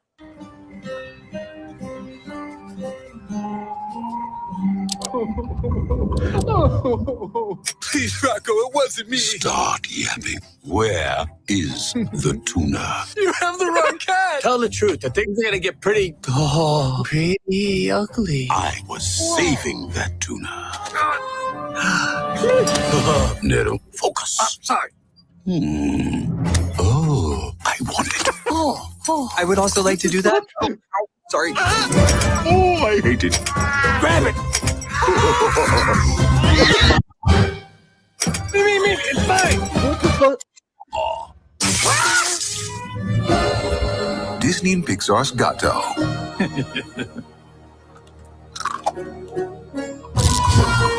Only in theaters, March 2027.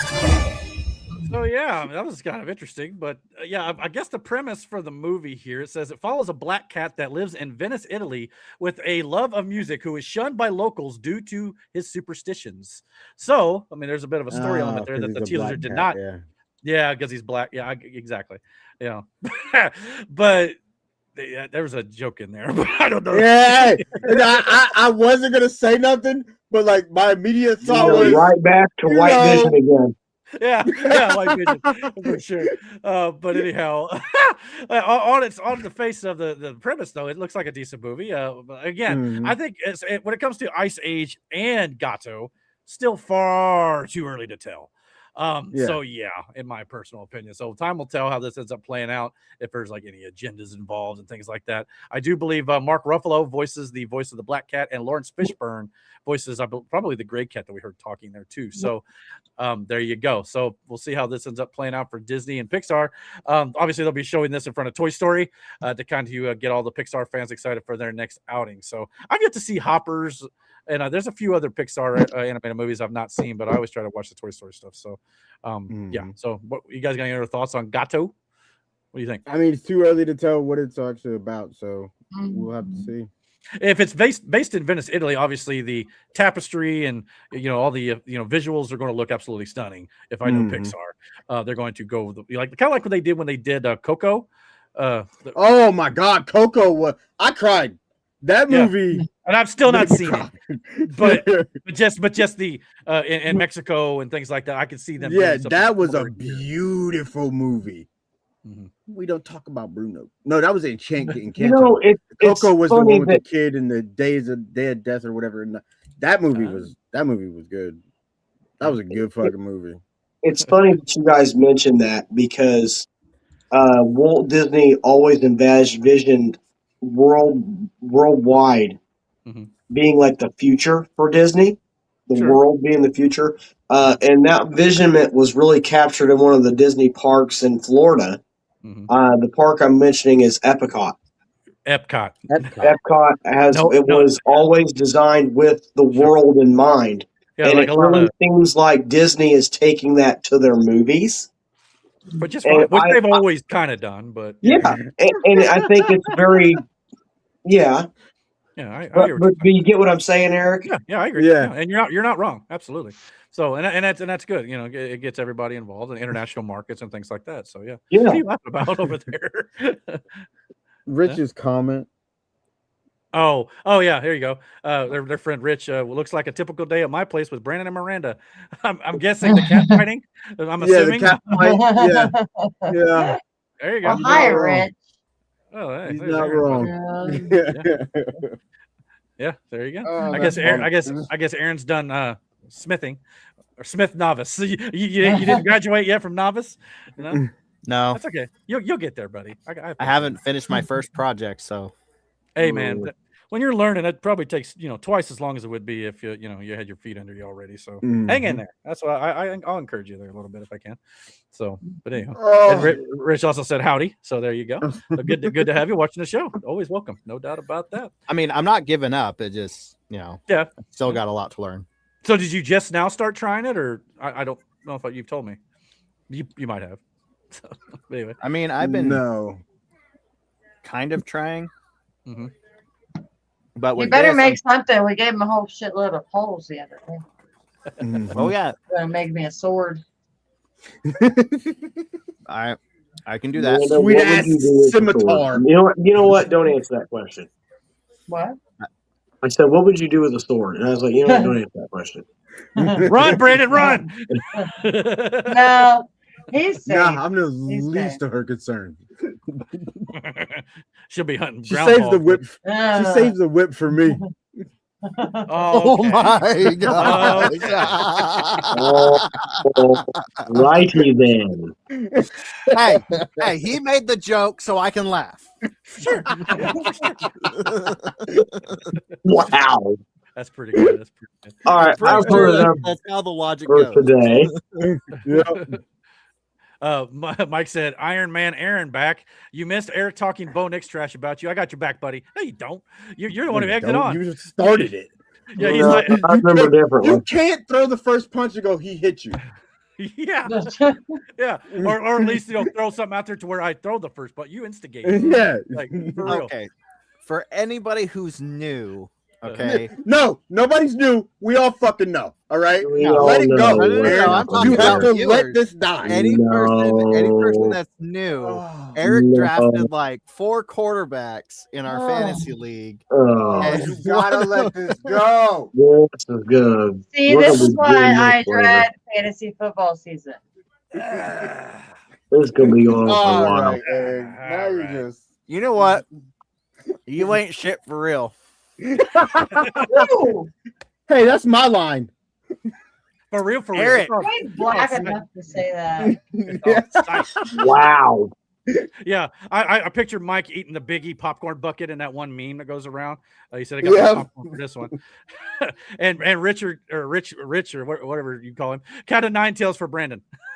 So, hey, you know how we keep it real kinky around here, son. you get the pain and all that all involved, man. You for real. You can have it because I ain't doing it. This is the most pain. Too much for me. Oh, that's heavy.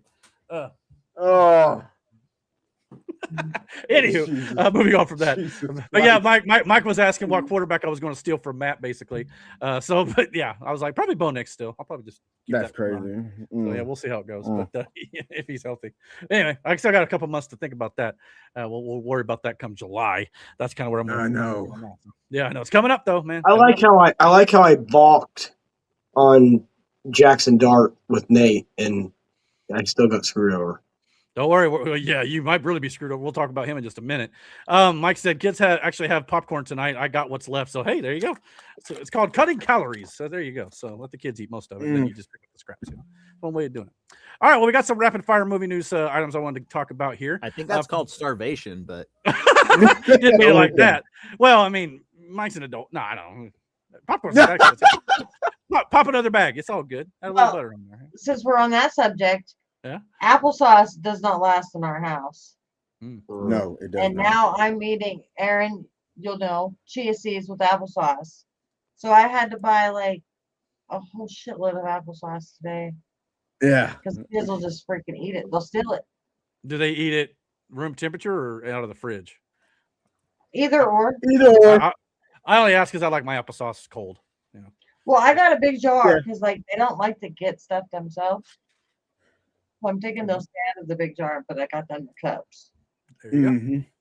That's another little parent trick. That way, you hide the put good it in the stuff back and you put it in the back of the fridge because they ain't gonna go that fucking far. They'll move a couple of things like it's not in there, and then they move on it, but you know where it's at. So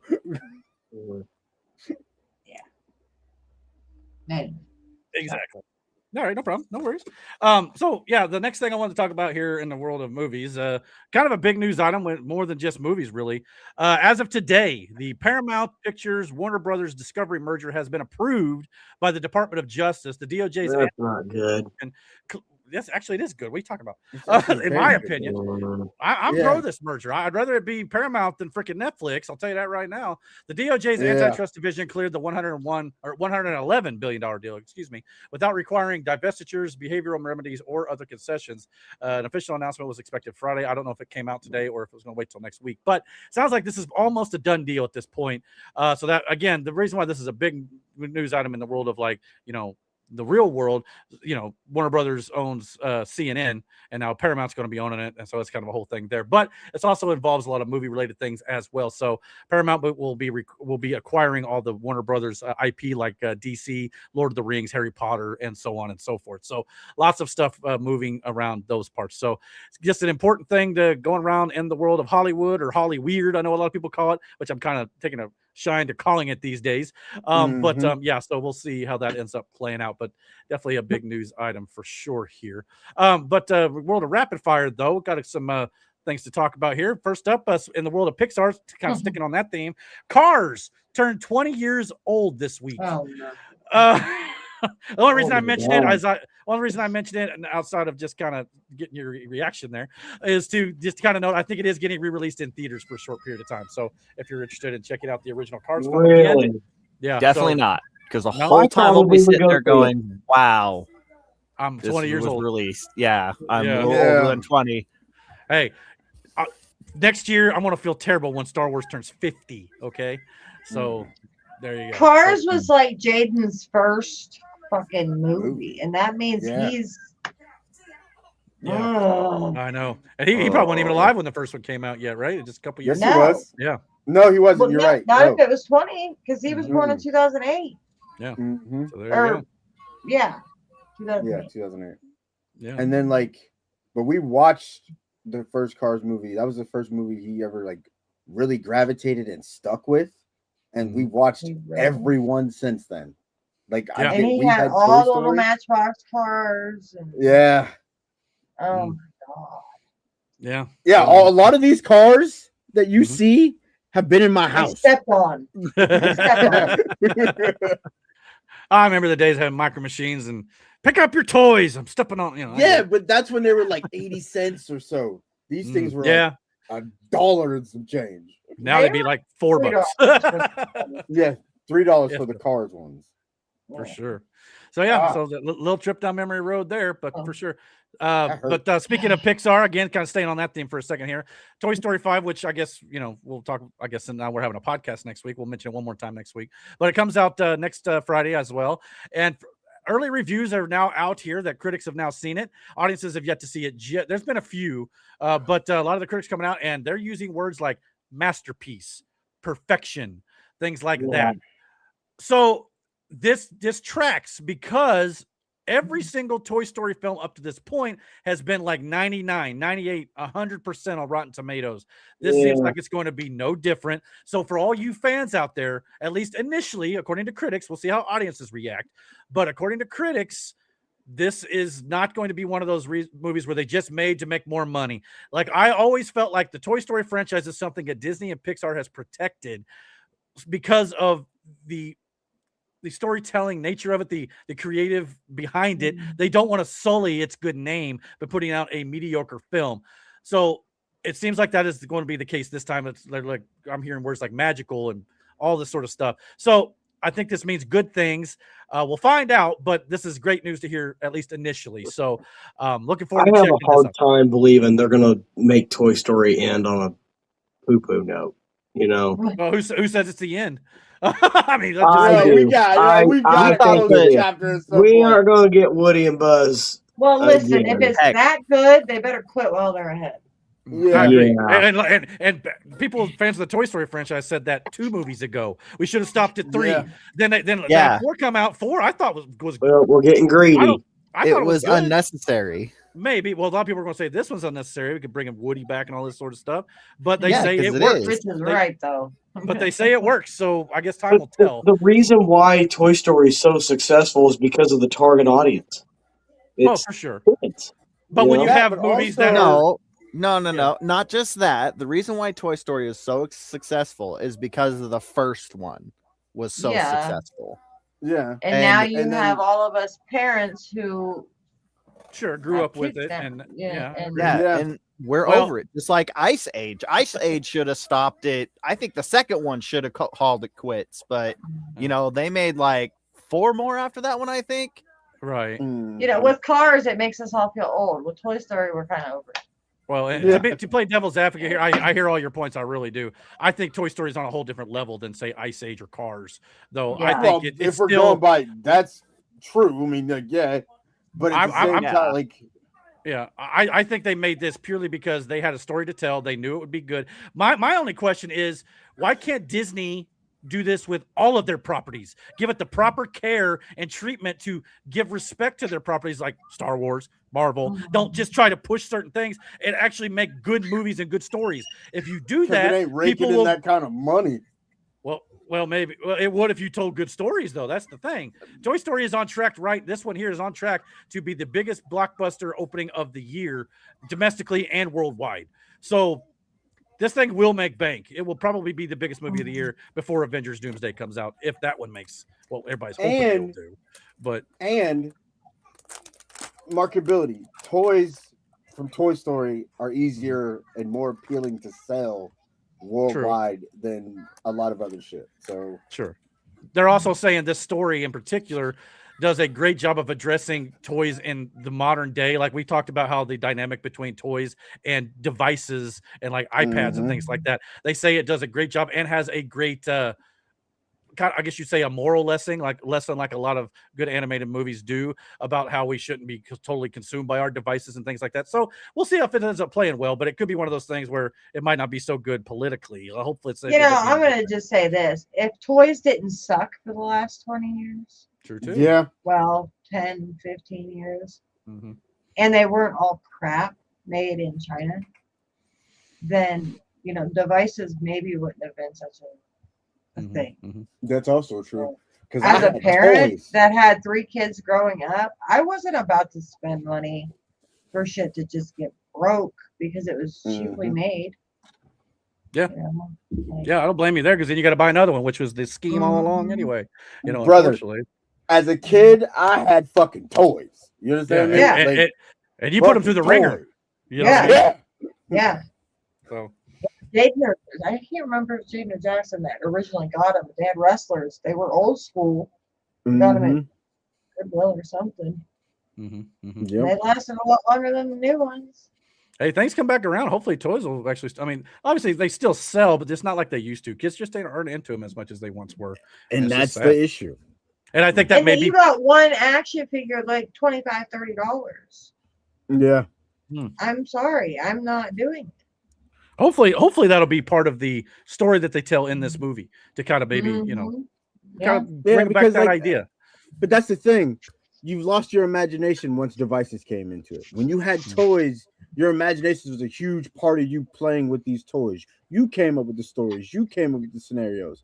Like, I remember playing G.I. Joes with a kid across the street with TJ, and we would have one base at my house and then a base in his mom's, their backyard That's where the Cobra Commanders were and shit. So like the Joes You came were over together here. and battled. Yeah, we had this Dude. huge fucking battle. That's a great idea. Brandon, you need to make a base. I'll make a base, and then we'll get together at the park. We can get some GI Joes. I'm here for it, brother. I mean, I had my pops in an army, you know, to back me up. Two down. Fuck yeah, I'm down. So, I can get some GI Joe pops. They sell them, so you know, we can make it work. Yeah, we can make it work actually. So yeah, I don't know if you can even buy GI Joes anymore. I'd have to look into that. Probably some nostalgia type. Garage sales and flea markets. There you go. Probably. Yeah. I don't know about new ones per se, but I'd have to. You don't want to buy new ones. They're like $25-$30. Yeah, they break in 2 seconds too. Yeah, absolutely. Yeah. Mike said, in my house, kids Target has them.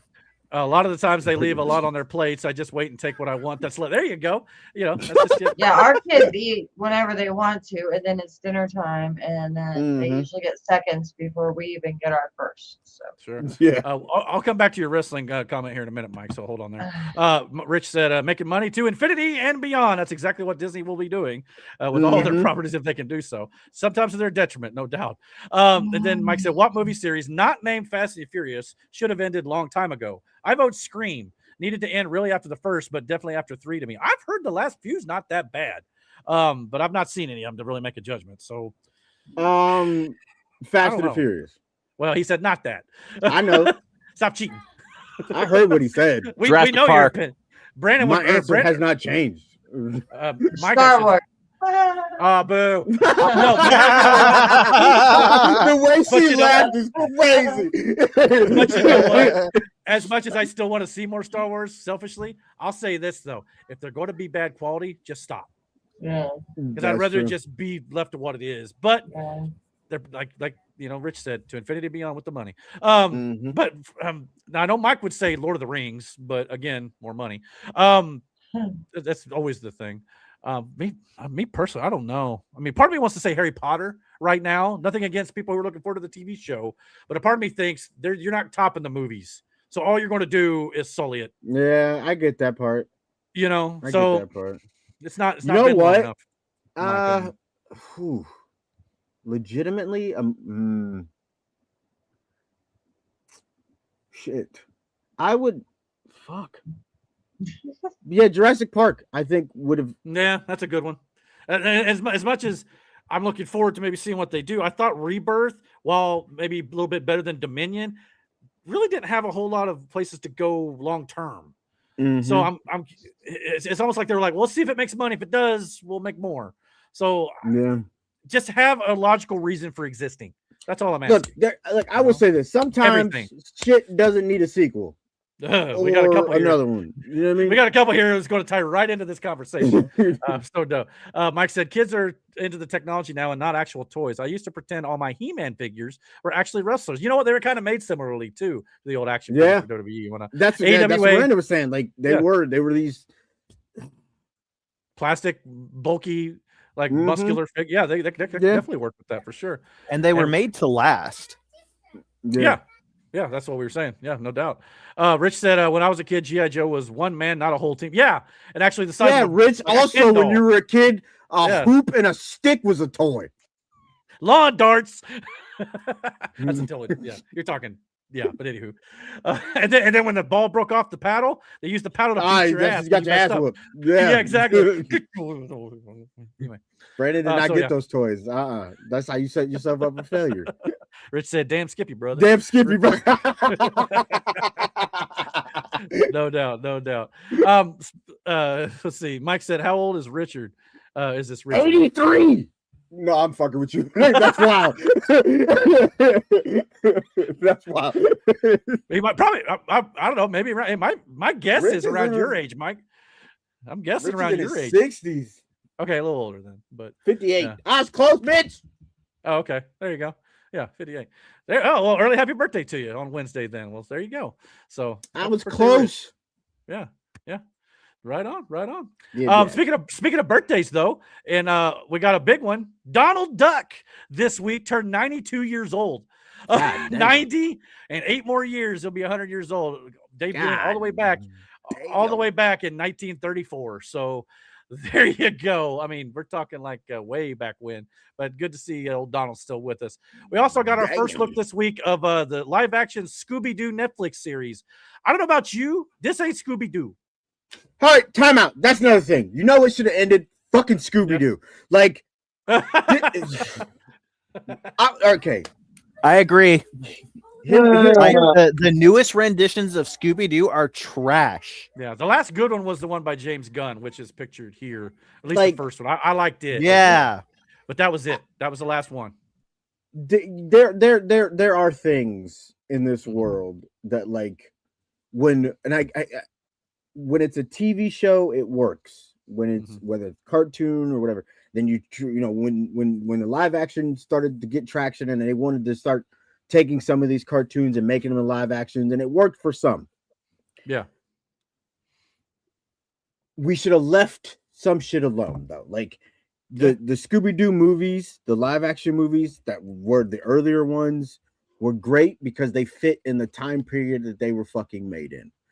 And then they went back to making them animated again, which is fine. I'm okay with that. You should have just fucking left it at that. It's the same way I feel about fucking Ninja Turtles, but I'm not gonna stand on that soapbox right now. It is what it is. Yeah, Mike's got some good comments here. Yeah, they should have just left it the fuck alone. Yeah, like, as Mike said, Scooby-Doo is a Great Dane. Agreed, a Great Dane. I prefer my Great Danes not animated like this, but I understand it's hard to. I mean, Scooby-Doo was a cartoon character. It's hard to get a Great Dane to emote. But as Mike also, or I'm sorry, this is Richie who said this. That's more like Scrappy-Doo. Yeah, exactly. Yeah. So that you're right on the money there. So is this supposed to be telling like how he got Scoob? Maybe before they were part of the whole mystery. I thought about bringing it up. There is a teaser trailer to this Netflix series out right now, so you can check it out. I didn't feel like it was worth wasting too much time on. No, it's not, and I don't care. Yeah, that's kind of don't like. It just. Well, here you go. Right here, Grok actually answered that question. He said Netflix's new live-action Scooby-Doo Origins in 2027 is what the show's called. Is using a real dog for the first time. Bold choice, but the resemblance is thin. So if it's called Origins, you're right. It may be like the resemblance is thin, but even so, it's still not the right breed. but at the same time, they already did that in the animated version of Scooby-Doo, where they tell the story of how Shaggy got Scooby and all this other shit. Like, okay. Well, as Mike said, it's supposed to be them in school. So, okay. It makes a little more sense, I guess. I still don't necessarily care about that for sure. Yeah, I don't care. Is it going to have like legitimate monsters from the original series? Well, I mean, I don't know what they're going to do about like monsters and stuff or whatever. Because you can't use the one Little Brothers had because of copyright. Yeah, well, for sure. What'd you say, Aaron? The last... two animated series like was it I don't know if it's Mystery Inc. or Mystery Incorporated. One of those is like the newest one and it is garbage. And then obviously Velma, which was another train wreck. Yeah, forget that. Had a whole other thing. Yeah. And so it was just like I think it's time to let this one rest for a while. Yeah, so I don't disagree. Is this puppy not a Great Dane? Because the paws on this motherfucker are huge. It's a bloodhound. Yeah, I didn't know the speed. There you go. So that's fucking stupid. Mm-hmm. See, why not use a Great Dane? I get it. He doesn't look like Scooby with the docked ears and all that shit, but like that could also change later on as Scooby gets older. Like, granted, when they're puppies is when they dock the ears normally, but like, I mean, I guess you can narratively make it work and get another dog for an older version if you wanted to. No, don't be wrong. He was always a Great Dane. I agree. Part of the joke.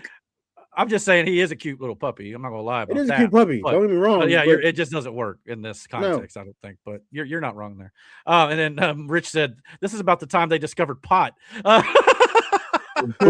Yes, agreed, Rich. Hey, listen, if Shag and Scoob aren't stoners, then I'm not watching this shit at all. Anyway, so I hear you. And he said thank you for the birthday wishes, by the way. And then Mike said I'll be 50 in September if my kids let me get there. Hang in there, brother. You'll make it. Come on now. I'm sure it can be trying though. I'm not going to deny that. Speaking of stuff from back in the day, Ghostbusters, which had another one we should have just fucking stopped when we were ahead.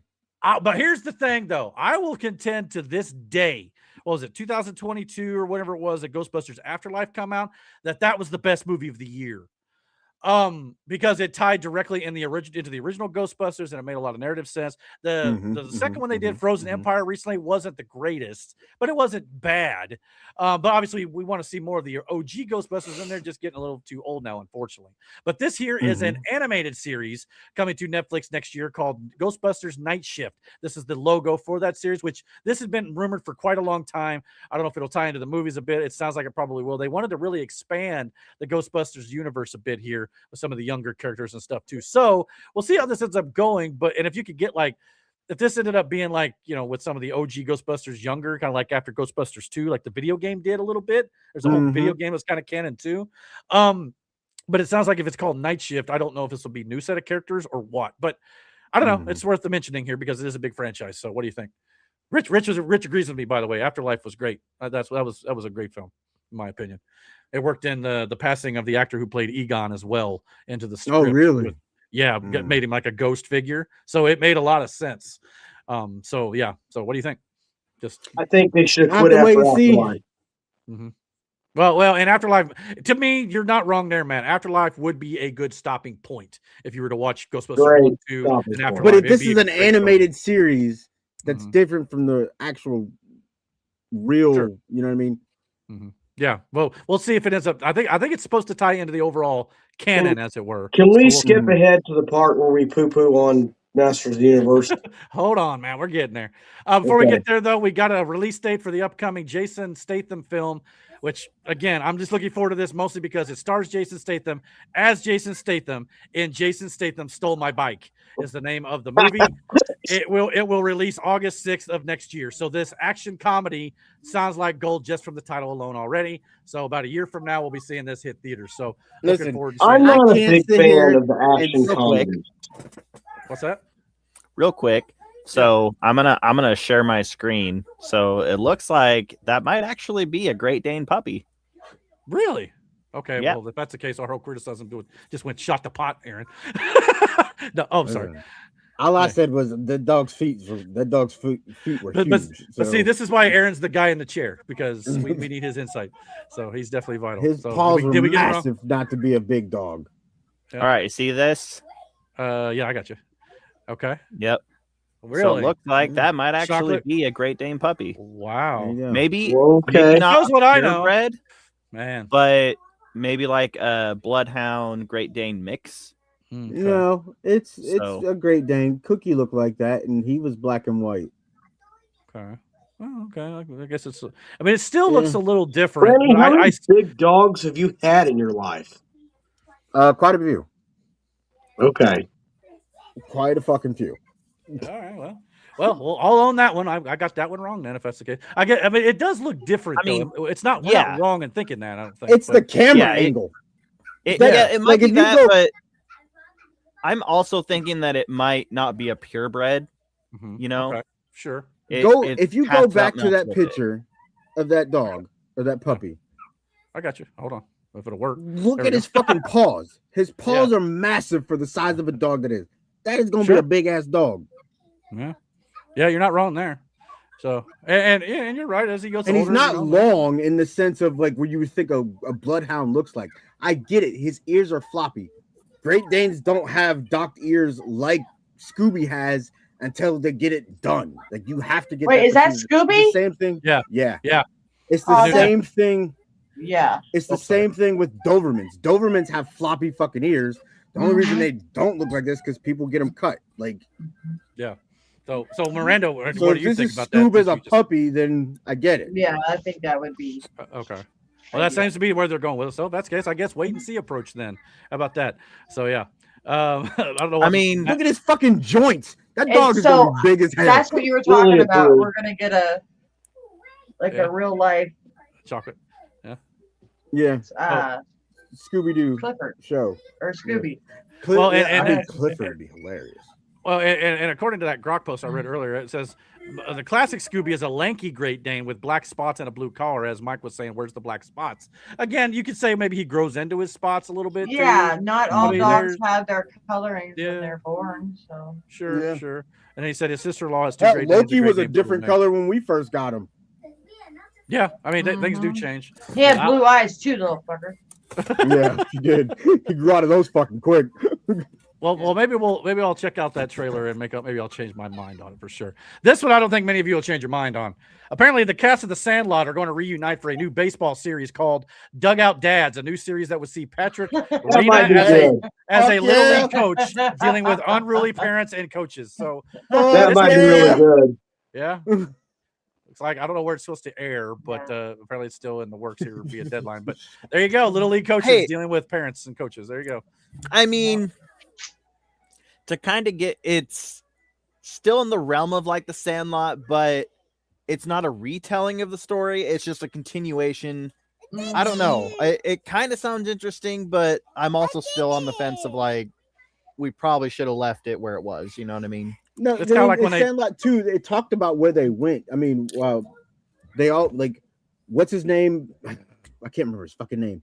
Not Yaya. You know what? Hold on. So many people we know have left and then went back, like home. Yeah, like the whole family that we knew went to Vegas, left and went back home. So if these guys reunite in a movie, to like, I see no problem with it. No. I mean, we've seen a lot of casts reunite years down the road to play their original characters in the past and stuff too. Sometimes it works, sometimes it don't. But in a different light. I mean, but this still pertains to baseball. It could be one of them. You know, kind of like the grown-up scenario where like they all get together for this reunion, and one of them gets talked into being a coach or an assistant coach of the kids' little league team for all we fucking know, and it's the kids doing, you know, what they did when they were young, and maybe we get a scene of them all at the old Sandlot. I believe that. Yeah, I mean that sounds like the best way to do it, if you ask me. Play off that nostalgia, things like that. You know. By the way, just letting one of them was abducted by aliens. There's a fact about that movie. There's a baseball in that movie that I think is incredible. That the guy even owns. James Earl Jones has a baseball signed by the 1927 Yankees. Just to give you an idea of who was on that Yankees team, there were 13 Hall of Famers on that team. Babe Ruth, Yogi Berra, and Lou Gehrig were all on that team. I forgot he was in that fucking movie. Just kidding. Just let you know. And Matt, Yankees suck. He loses the baseball signed by Babe Ruth, and then he gives him a baseball that's probably worth $1 million today. I forgot James Earl Jones was even in that fucking movie. He's the old guy with the dog, with the beast dog, or whatever. The beast, holy shit! Before we get too far away from the Sandlot, I have a sure. Go ahead. It would be like us getting our kids together with Rich's now grandchildren, because he's got adult children too, and having a rubber band war. Oh yeah, I remember that. Some our kids would be like, "What the fuck did you guys do?" Oh shoot, you got to get them involved. They'd have a blast. You kidding? Yeah, until they got hit with one. Yeah, them shits, brother. That war was serious business. All right, it was. I know, right? It was fucking chaos, dude. Rich also, wrong one. Rich also said the Smalls and the dog show up after a few acid trips. Then he said, "You're killing me, Smalls." Absolutely, in reference to the love that fucking line. And then he said, "Let's do it when it comes to the rubber band war." I have a t-shirt of Hamilton Porter pointing at the fence. Nice. You do that and record it. That way we could play it on the channel. I will do that. Rich, you guys got to come out here and visit. There you go. Yeah. Come back out. And then Mike said, "I'll tell you one reunion reboot that was unneeded and sucked. Saved by the Bell on Peacock was absolute garbage." Yeah, like I said, there's some that's been tried and didn't go so well. There's reboots. That's the thing. I wasn't a huge fan of Saved by the Bell. I don't know, like why it shows like that should have appealed to us at that point in time because we were all angsty teenagers. I like Saved by the Bell. I was not a fan of Saved by the Bell. That wasn't my thing. But Full House wasn't. That reboot wasn't like. I thought it wasn't bad. I wish they'd have gotten Michelle back, but obviously the Olsen twins were doing their own stuff. I just thought you could bring in Elizabeth Olsen, who played in the Avengers, to play because Michelle, she looks just like him, or for the most part, and better in some ways. But anyway, Mike also said the original cast were made to look stupid, and there were no likable characters on Saved by the Bell. And then Rich said, "I'm trying to plan that honestly." So bad fight. So like I said, I'm down to watch this for sure. No, we're not doing rubber band fight. Like that's not happening. Why not? Come on. Anyway, and Mike said Mac Morris, son of Zach and Kelly, wasn't even good enough to be a poor man's Zach Morris. All right, well, those of you who watch the show probably understand what he's talking about more than I would, but it wasn't my thing either. But it wasn't my thing. Like I don't. The reboot of 2.5 Men after Charlie Sheen left, trash. You know what though? I did watch that, and Ashton Kutcher grew on me. The first season was rough, but it got better. But I see your point. Fuck you, Rich. Rich says hater. Speaking of 2.5 Men, I listened to a Charlie Sheen interview the other day. Man, was that dude doing some drugs? Oh yeah. And other things. Wasn't that the reason why they removed him from the show? Was his drug abuse? Yeah, I believe so. Something like and it's like he was off that tiger's blood. No hate but he was on, spending so Ashton much Kutcher money because I think he's a real. He's what? He's what now? Your internet. Major Tom to Cruise. Anyway, no, nothing. I didn't hear that part come through. No. All right, well, moving on. I guess. We come back with that point. We now have official confirmation that 24 Jump Street is officially in the works at Sony Pictures. Jonah Hill, Channing Tatum, and Ice Cube are in talks to star because the first two people love 21 Jump Street and 22 Jump Street. Now, it's interesting this movie's called 24 Jump Street because they've made jokes along the way that it took so long to make, we had to skip one. So that's why it's called 24 Jump Street. So that's funny. Apparently Matt has no interest, but I know a lot of people who like the first two movies will be. No, I don't even care about the first movie. I watched the first one. I don't think I've seen the second one, but I watched the first one. I'm usually interested. I thought they were funny. Well, even the second one made fun of the upcoming sequels like this one, Medical School, where they went undercover in medical school, or what was a couple of the others here. We had 30 Jump Street where they went to, Flight Academy School or whatnot. And I think there was one here.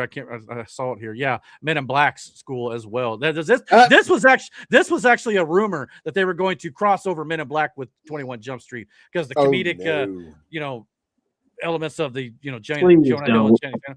I mean, it may have worked actually if you recruited those guys into Men in Black. Why not? I mean, maybe, but I think we haven't had a good buddy cop comedy movie in a long fucking time. Hell, we haven't had a good buddy cop movie since the fucking Lethal Weapon series. Well, that's because everybody's lost their sense of humor. Bad Boys is different though. Bad Boys that's like a different kind of. It gets serious too. Real dark sometimes even. Yeah, I see what you're saying. But I mean, the scene in the first 21 Jump Street where Channing Tatum and Jonah Hill are sitting in front of Ice Cube's captain's desk, and Channing Tatum's trying to figure out why the captain is mad at Jonah Hill's character, and he finally puts it together that Jonah Hill's character is sleeping with Ice Cube's daughter, and the bell goes off in his head, and he just runs around the entire police department going, "You slept with the captain's daughter!" Hilarious.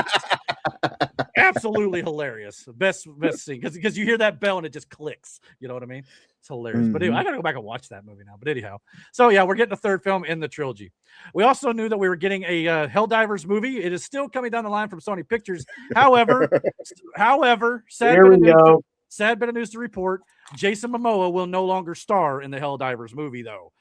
So that stinks. So they are now currently looking for a new actor to lead the film, but we are still getting a Helldivers movie. So at least you got that to look forward to. Takes a little bit of a hit for us, I think, because we're big Jason Momoa fans, at least in his recent work, no doubt about it. So we'll see how that ends up playing out. But I think it's still scheduled to come out a year-ish from now, I think.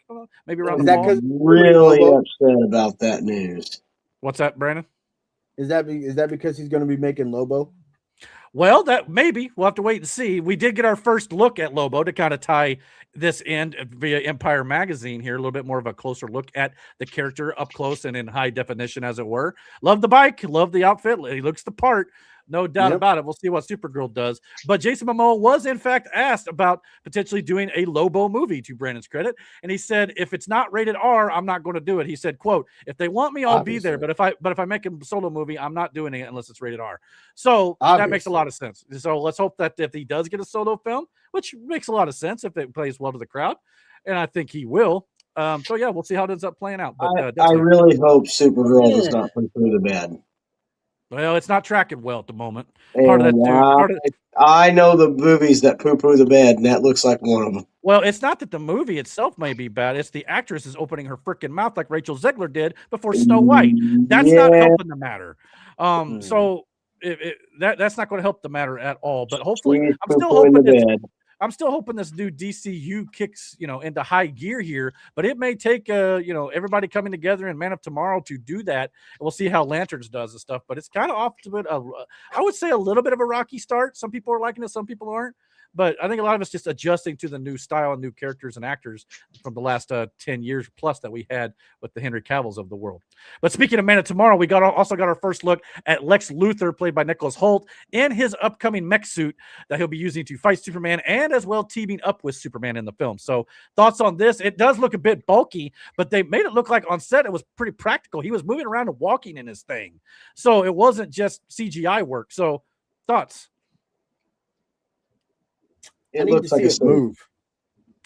Yeah. Well, I mean, he was moving rather on set videos and stuff, rather smooth with it. But again, what it looks like on set and what it looks like on the screen, two different things.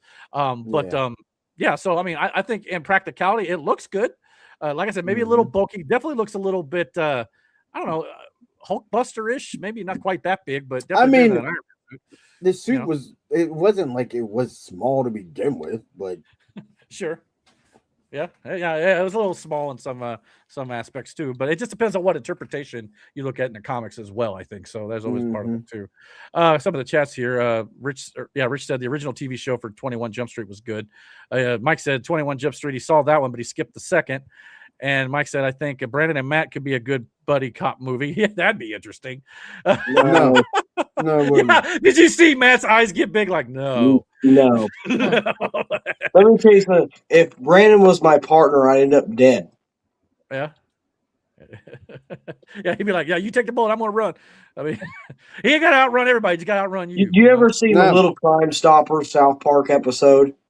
It's like Cartman and Kyle being top partners. He definitely leave him, no doubt. Here's the thing. It's not that I would intentionally do anything to get him hurt, but at the same time, I'm not stopping him. Stopping it either. Wow. Yeah, it's kind of how I feel. It's always mutual. To be fair, Brandon always said we're not friends. So no. Yeah, there you go. We also got Rich saying Wrecking Crew was a good movie. That was a fun movie. Is that the one with Batista and Momoa and Jason? All right, I gotta watch that. Watch that. It's violent but hilarious. You'll love it. I have no doubt you'll love that movie. So definitely worth it. And Mike said, looks like Buzz Lightyear did a heel turn when it comes to Lex Luthor. I got you there. Then Rich said, in conjunction with the comic series, Lex won't let anyone kill Superman if he can't do it himself. Yeah, it's kind of like Joker. Joker doesn't want to necessarily kill Batman stuff, but he wants to be the one to do it if it were, Yeah. Yeah. Is that suit?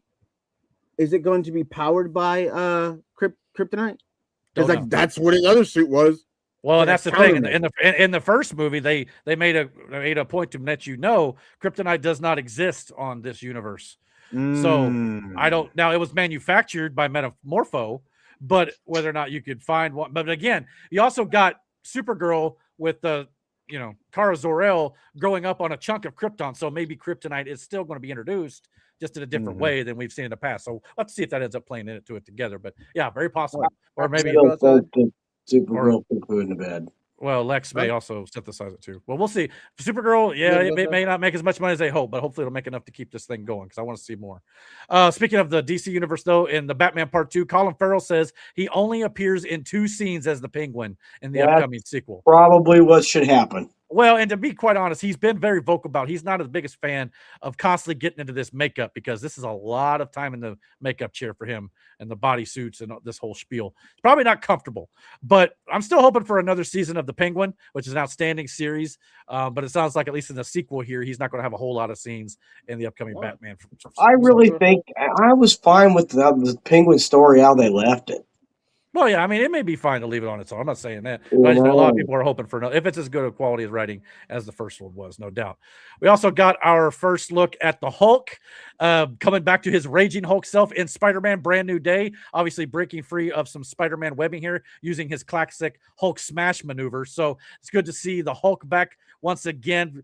Got a little tired of the Professor Hulk there over the last few years, so hopefully this means good things for the Hulk character moving forward. Thoughts on Mark Ruffalo's Hulk finally raging out once again in the MCU? Mark, I would be happier if Mark Ruffalo was not part of the MCU. I agree. I'm fine with the recast. What I agree. Context is this? Is this my guess is the protagonist that we speculated upon, or anti. Well, either way, the villain that we speculated on gets into Banner's head. He rages out, and Spider-Man's trying to contain him. That's my assumption here. But or it's the whole man spider thing, and he's trying to stop him. Yeah, that very well be too. That's Brandon. I don't think you can hear him, but look, he's. I can hear him. I'm just ignoring him. Do you need to go outside? All right. I want him to come down here. Real quick. Oh shit! You're good. Well, no, I was going to tell him the garage is open. Mark Ruffalo's Hulk casted in Avengers Doomsday? No. Okay. Now here's that's the thing. Another character I wouldn't get used to. Well, I think in Secret Wars they'll all show back up, but Avengers Doomsday, not everybody's going to be in it. There will be a lot, but not everyone. Secret Wars will be everyone, much like Endgame was in a lot of respects. You know what I mean? Like not everybody was in Infinity War because they were snapped by the my biggest part of Endgame was Tony Stark referring to Nebula as the big blue meanie. That was good. I ain't gonna lie to you. Mike said, I think I saw there won't be a second season. Okay, I'll look into that, but you may be right about that. If that's the case, I'm okay with it. Like Matt said, it ended well enough to be good on its own. But and not only that, the Batman spinoff, like Elseworld franchise here, may be. I know they were talking about doing some TV shows at one point, but it may just be best to stick to the films. Hopefully, we'll get another one, the third film in the trilogy, before 7 years down the line. So it took like 5 years for this last. And you know what, Eric? I thought a lot about what you said the other day about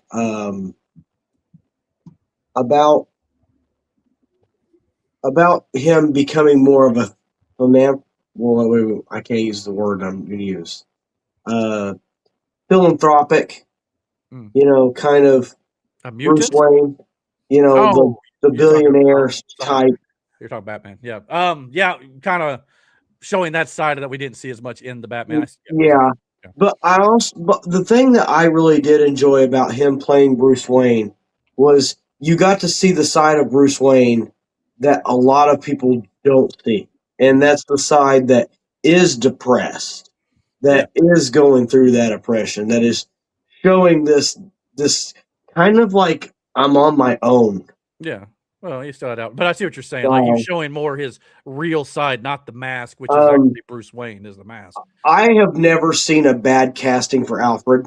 I just want to point that out. Oh, agreed. I thought the guy that played Alfred in that movie was awesome. I could do without the Catwoman crap. Yeah, well, I don't think she's in this next one, so don't worry. The only part of her story I enjoyed was the Falcone side. Yeah, I agree with that. We're at this point now where I can talk about these things. Yeah, it's way past spoiler territory now. And I really enjoyed how they intertwined the Riddler into that movie. Sure. And I'm interested to see what Scarlett Johansson would do in that kind of movie. And I'm really interested to see Two-Face Well, the sad part about Two-Face is Two-Face has been played by two characters who I'm not going to destroy their roles. I personally thought the Dark Knight Two-Face was a little more what you'd see in the comics. Probably. Tommy Lee Jones, I thought was more of like the Joker. Don't forget Billy D. Williams from 1989. And Billy D. Williams, I'm sorry. He, yes. he didn't get to Two-Face, but yeah, the comic did. But yes. Yeah. But I am going to say this, that Billy D. Williams was the one who played as Lando Calrissian, right? Yes. Okay. Yeah. I would have been very interested to see his character turn into Two-Face. Mm-hmm. And the fact that he was very vocal that he would have done it too.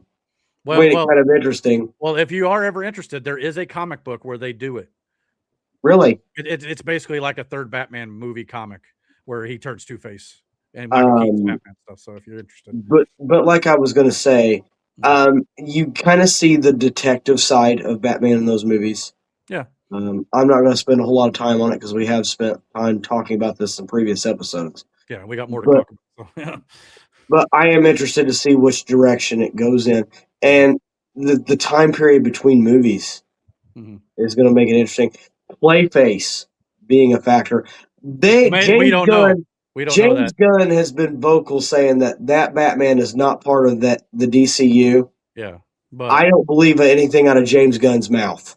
Well, he's also saying that that lady who's cast in Man of Tomorrow is not playing Wonder Woman, but I think she is too. So I think there's a lot of things close to the vest right now too. So that there was actually reports this week that Sebastian Stan, who plays the Winter Soldier, may not be playing Harvey Dent after all. He may be playing a different character. We just don't know yet who's playing who in the movie. We don't know who Scarlett's playing. We don't know.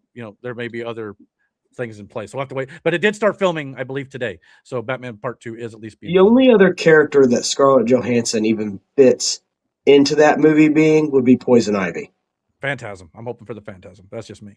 I don't know. I'm not familiar with the Phantasm, so watch the animated series Mask of the Phantasm movie. Outstanding. Back from the 90s. Great movie. Great. Movie. It's also got Mark Hamill's Joker in it, so there's something to watch in there if you're. Oh, Mark Hamill's Joker's classical. Yeah, as much as I don't care for the actor, I like the role. Yeah, I don't care. Let's see here. Mike says something about it was intended to only bridge the gap between the Batman and the Batman Part 2. Talking about the Penguin series. That may be true. I mean, it does do that enough.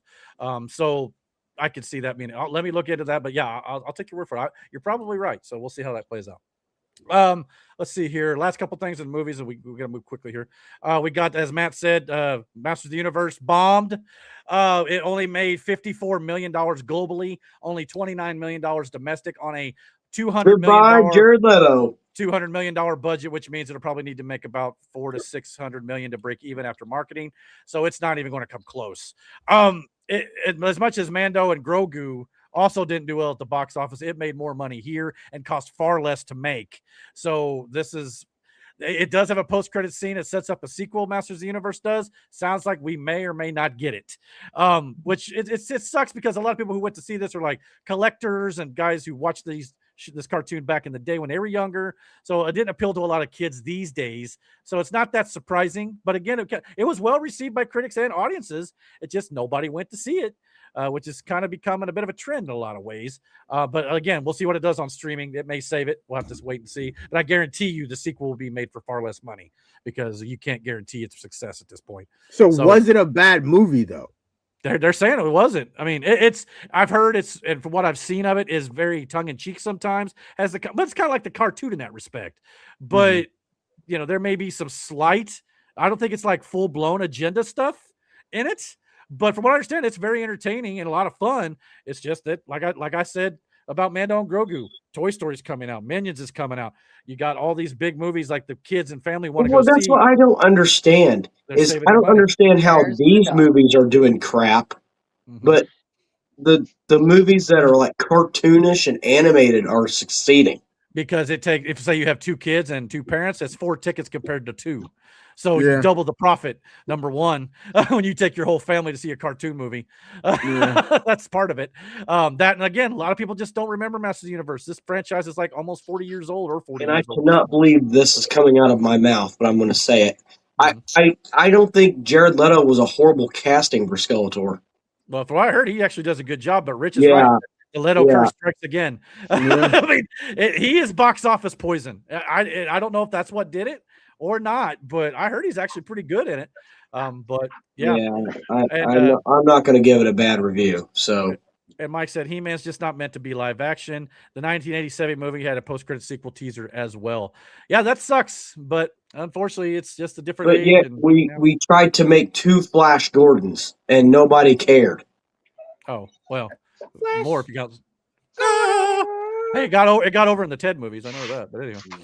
And last but not least, in the world of movies this week, we got, of course, a big release this week in theaters. And that is, of course, Steven Spielberg's Disclosure Day is now officially in theaters as of this weekend. And I'm refusing to watch that movie. And of course, Steven Spielberg, probably in an attempt to promote the movie, kind of stuck his foot in the mouth a little bit here. However, some of his quotes have been taken out of context a little bit here.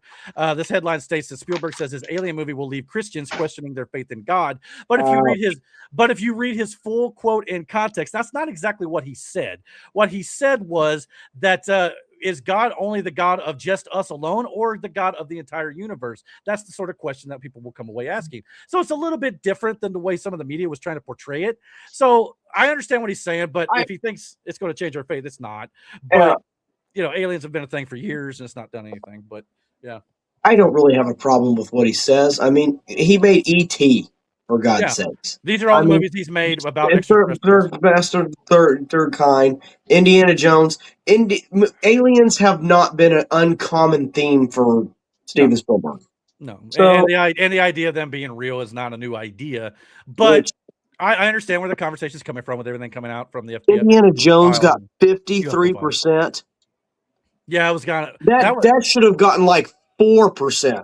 Hey, I like that one. It's not. It had Shia LaBeouf in it, swinging with monkeys. Well, that and the atomic bomb refrigerator was kind of bad, but yeah, I don't disagree there. But anyway, he's obviously got a niche. Now, like I said, much like Masters of the Universe, good reviews from critics and audiences for the most part. 74% roughly means about 7 out of 10 people who came out of the theater enjoyed it. 3 did not. So it's still on the positive side of things. So again, a relatively good reviewed movie. We'll see how it does. I think it gives me Independence Day vibes. I hear it's a lot less action-packed. I actually hear some fans are leaving disappointed, kind of going, it was kind of boring for 2 hours, but the last half hour made up for it.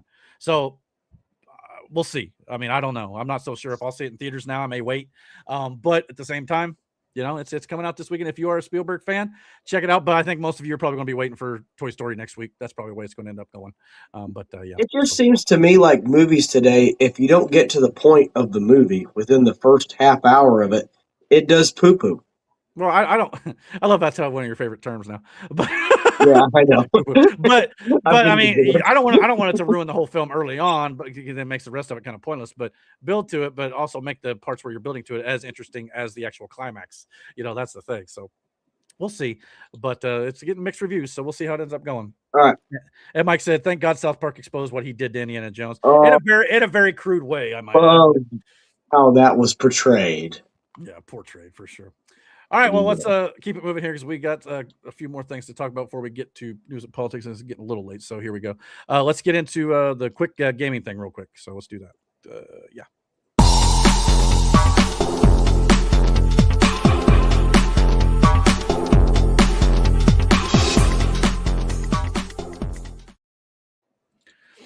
Okay, Brandon, any takes on what this movie or this gaming news is? You think you had an idea? Wolverine? No, but the only reason I'm not playing that stuff is because it's too gory to show on the channel, probably.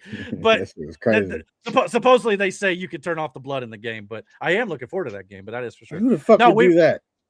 I'm not doing it. I mean, Right, if I were to stream the game, I probably would, just to kind of, for a fact. But no, we got our first little teaser look at the upcoming Legend of Zelda Ocarina of Time remake coming to the Nintendo. I didn't even know this was a thing. So yeah, this is a game that was it's almost 30 years old now. So it's being remade. It's one of in my opinion, the best Zelda game of all time. That's just me.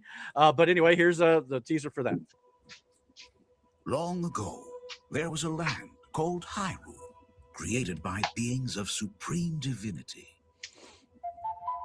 At the very edge of this kingdom, classic, there lay a small forest. I like the little within it An ancient solitary tree quietly watched over the inhabitants of the forest.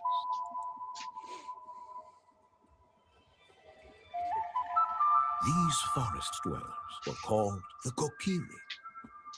Each had a fairy companion, and they lived out their innocent lives in these woods.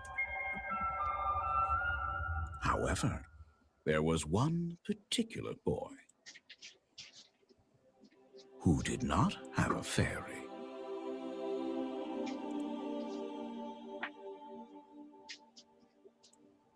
Aw. I mean, there's some detail in that. Oh, wow.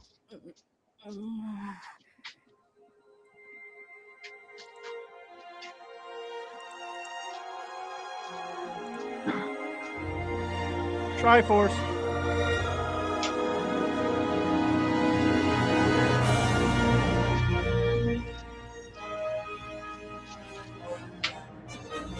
So, I guess that means I'm gonna have to buy me a Switch too, huh? But it does say this year, so we don't have an actual date yet. I'm guessing probably right around Christmas, unless it's trying to beat the GTA 6 rush. But that's not going to be hard to do. Well, every game seems to be trying to release before November this year, just to get out the way in front of this thing, which is going to dominate. Let's be honest, GTA 6. So I can see this maybe being like December, like right at not like a month after GTA, but we'll see how it does. Maybe Nintendo's just trying to keep up with other consoles with that. But yeah, I mean, just kind of looking back at this, I mean, this is kind of what it looked like back in '98. They did a 3D version of the game in 2011, and of course now the remake. So you could definitely tell the upgrade in graphics. So if the game, it needs to be, a direct one-to-one replica of what they did in the originals, but it just needs to have updated graphics. You do that, should sell like hotcakes, just in my personal opinion. So yeah, that's kind of what I'm thinking here. And of course, they gave out the updated map, I believe, is what this is here. So so there you go. All I know is I remember plenty of times fishing in the lake of Hylia down there. That was one of my favorite things to do in this game, and I'm definitely looking forward to do that again. Hopefully, it's still got the thing where you can like kind of set records about what you catch and kind of compete against yourself and things like that too. So definitely a lot of fun. They sell fishing games. I sent something in the private chat. Sure. The part of what I'm looking forward to. I mean, GTA 6, yeah, but like, this isn't something that else I'm looking forward to. Yeah. You sent me this bit of a video here. Let me get it pulled up here real quick. Got to move things along here. So we still got a bit of sports to talk about here. But I definitely want to check this out too. This is explain what this is real quick. This is a DLC this is the first DLC for Monster Hunter Wilds called Ascension. Okay. Monster Hunter Wild. Nice.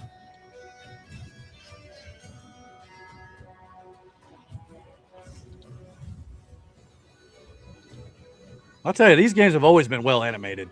Mm-hmm. White Barrier negated the weight of buildings and mounted the sky. This is the first, well, I guess you count World too, but like where it actually has a story. And this story was actually pretty good too. Oh, yeah. And another example of a movie that I know you weren't thrilled with, but no, that could have been better, and it wasn't. You simply this right here is fucking insane.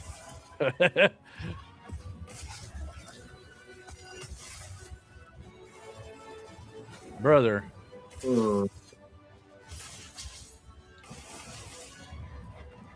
can affect the environment with just their presence. A new natural disaster.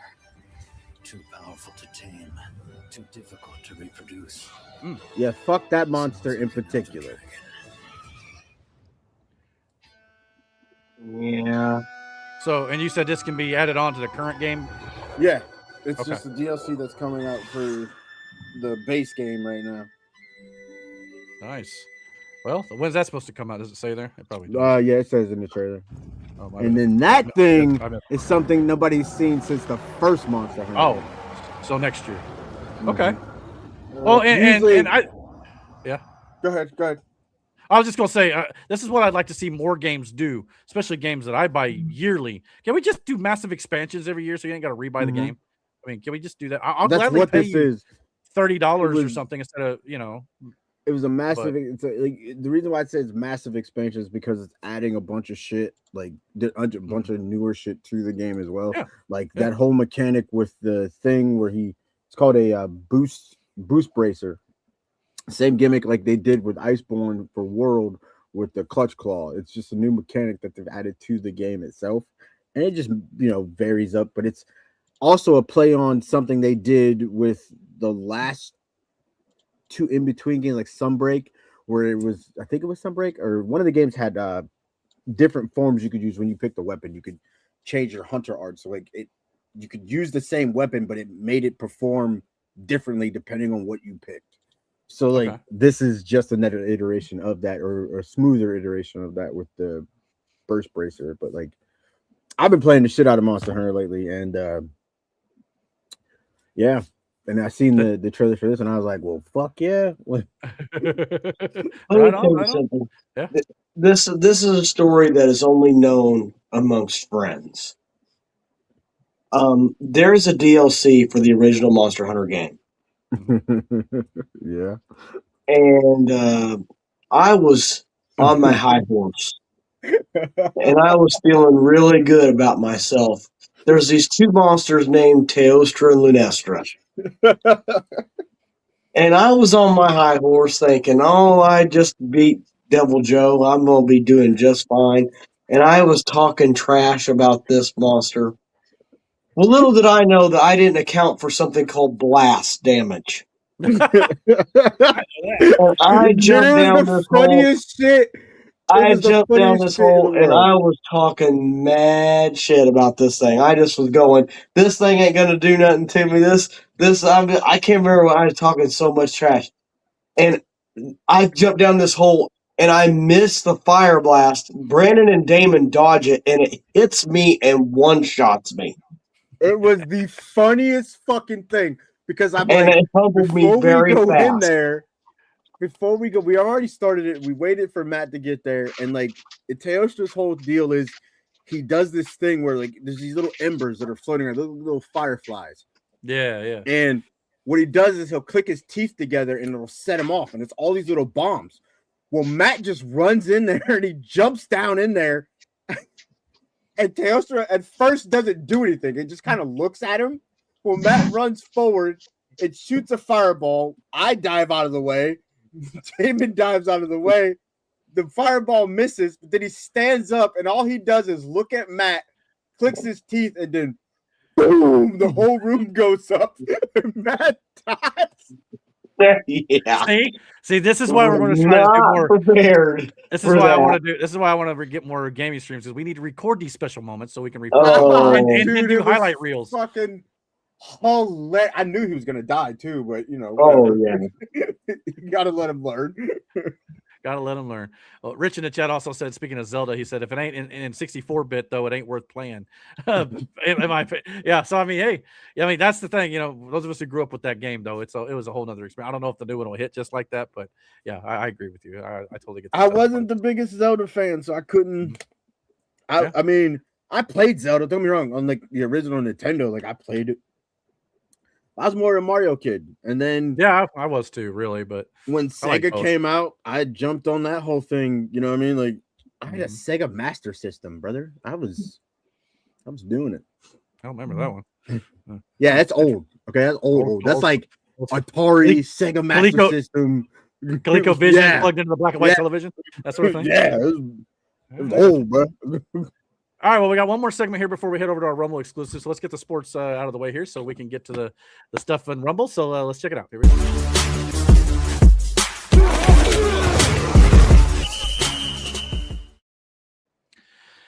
All right, actually some pretty big news items that most of it took place last week, but we didn't get a chance to talk about it because we didn't have a show last week. But we'll see if we can get through these here real quick. Odell Beckham Jr. in the NFL is back with the G-Men, re-signing with the Giants. Now he'll be joining Jackson Dart, Malik Neighbors, Cam Scattaboo, and, of course, OBJ himself there. That offense on paper sounds great. Now, my question is, does OBJ got anything left? Your thoughts? No, we don't know, but sure did in the last couple places he was at, but yo, those I two don't also. think he's going to be in a role where he does. What? But What is Odell, Yeah. listen, we can shit on it all you want, but at the same time, Odell is still Odell, and if he can pull it up anywhere, he can still fucking do it. Granted, it wasn't the best in Cleveland, but nobody's good in fucking Cleveland. Look at Baker. Like, it is what it is. He went to what, Miami, where Miami. he was there for a fucking cup of tea. He wasn't there long enough to do anything anyway. And plus, he had Tango Vailoa. Like, and Miami imploded basically. Yeah. So, yeah. I mean, so you're not wrong. You can shit on him if you want to, but if he's throwing up fucking 4 touchdowns a game, you ain't gonna be doing it. Mm-hmm. And now with John Harbaugh there as well as the head coach, I mean, we'll see if they can make magic work here. Obviously, they got a talented young quarterback. Malik Neighbors, a great talented young receiver, and of course, if Scottaboo can get back healthy as well, and man. Odell's job is going to be he's not going to be a number 1. That's obvious. Sure, Malik Neighbors is, 2.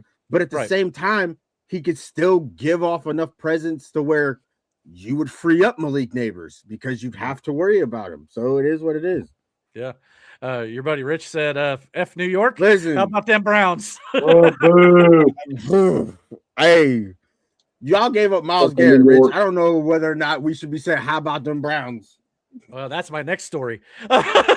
Myles Garrett has been traded from the Cleveland Browns to the Los Angeles Rams in exchange for Jared Verse, as well as other compensation. I believe even a first-round pick. The Rams are in Super Bowl or bust right now. Yeah, and the Browns just cleaned up when it comes to picks, and they got a decently talented edge rusher as well on top of it. But at the same time, Myles Garrett is on a whole nother level compared to Jared Verse. But yeah, the Super Bowl or bust sounds like for the Rams.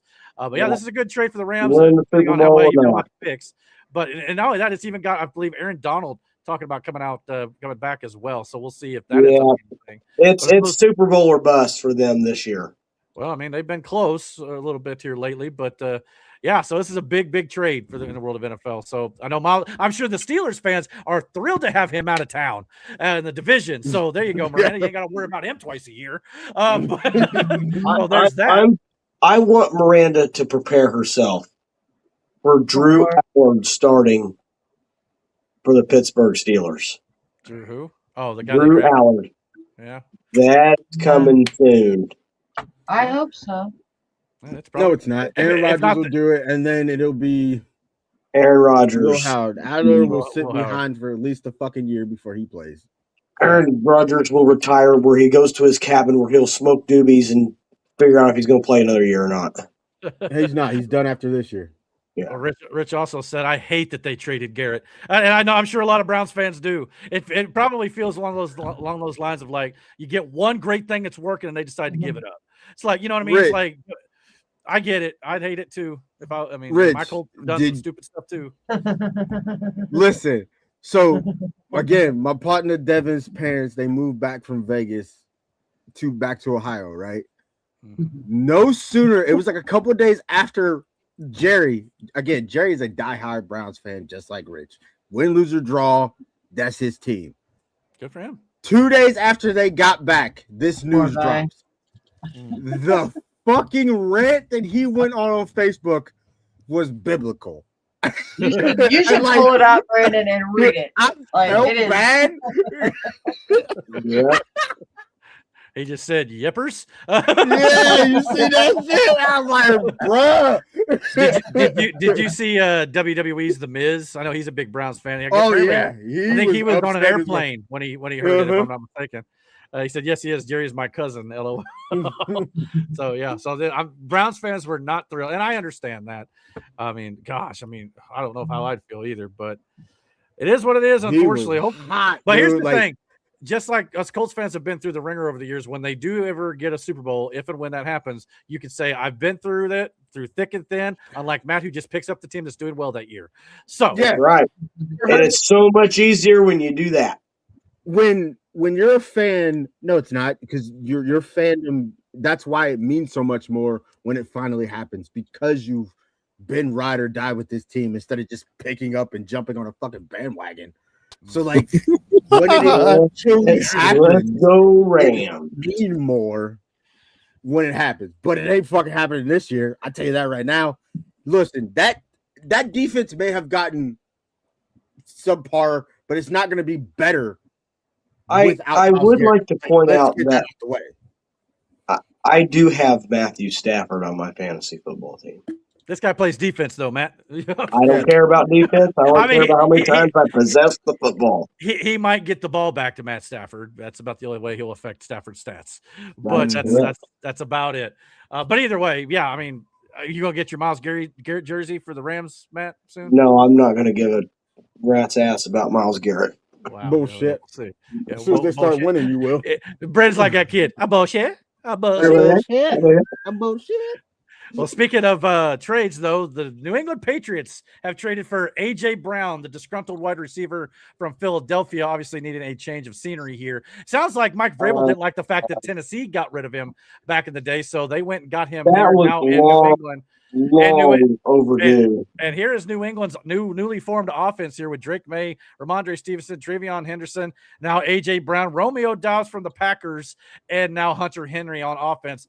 This Super Bowl competing team may have just got better. So here's the thing: they had to replace Stephon Diggs because he's gone. Mm-hmm. AJ Brown is a pickup, but like here, did they cut him? Hold on, did they cut Stephon though? Because I believe so. There was reports coming out now that apparently he's not going to be facing any like penalties. I think so. I don't know. I thought they already cut him though. They may have. I don't think he's going to face penalties anyway, but whatever.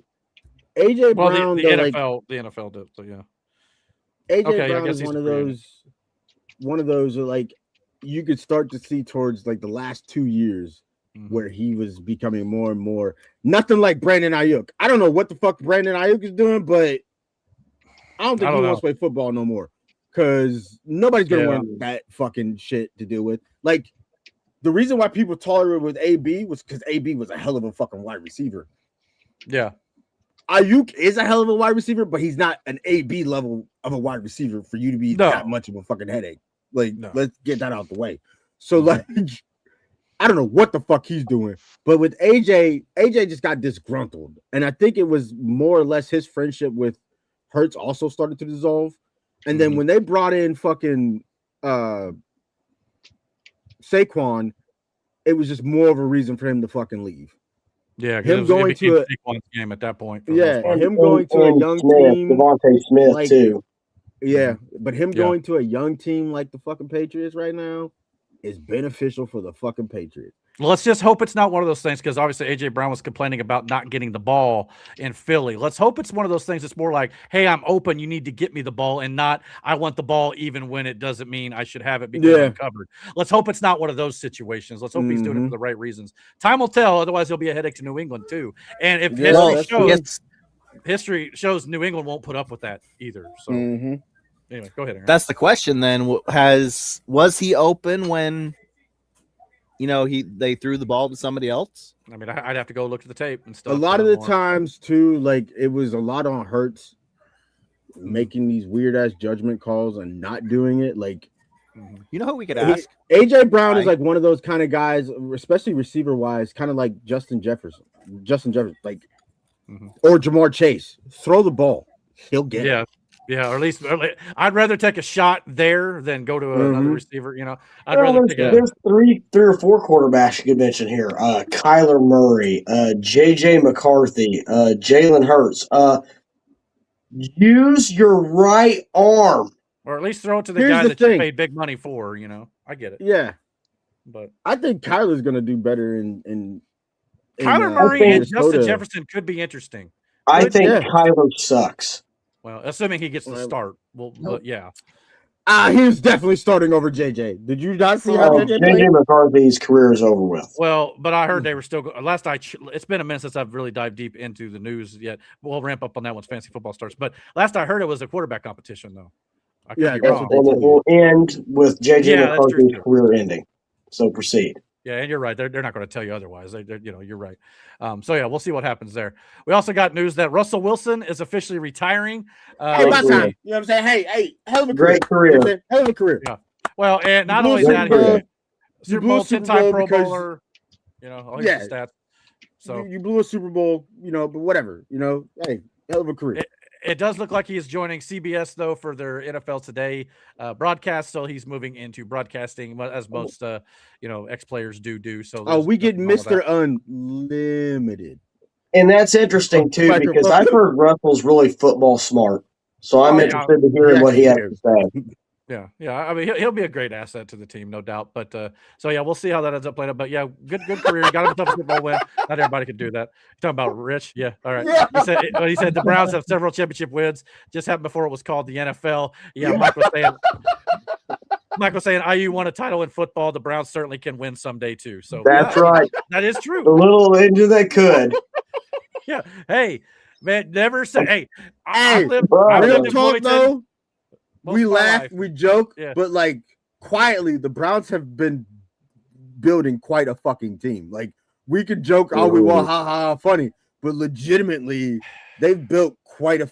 Now their quarterback situation, Deshaun Watson. The reason why he's playing is because they paid that motherfucker a lot of money. Yeah, but please believe the first time he fucks up, he is not going to be the quarterback anymore. But it's not going to be Shadur Sanders either because they, for whatever reason, can't stand the kid. I don't like. It just seems like which is fucking crazy to me because he won you games. If they don't like Shadur Sanders, he will start somewhere else. Boy, play. I would actually love to have him as my quarterback. Like, he actually won you fucking games. He was better than what the fuck was that quarter? The other one they started over. Dylan Gabriel. Flacco was there. I know recently again too, but. It's been a bit. Hey, listen, we gotta let that Flacco thing go. Don't besmirch Flacco. Hey, he was a Colts quarterback. I'm not besmirching him. I'm just saying he's not big. He took the Ravens to the Super Bowl. No, that defense. Stop living on that fucking dream. It was that defense. It wasn't a fucking quarterback. Okay, but you can't say that he didn't give them points. Sure, you could say, I've got a great defense, but if you're not making any points, then you can't go anywhere. Your run game. I still think the Colts should be signing Phillip Rivers. Yeah, but you have to get the ball to the runner. Handing it off. Handing it off. Quarterback. You turn it around and going here. Turning around and going here. That is legit what they do. Here, take it. Yeah. Jesus. You're right.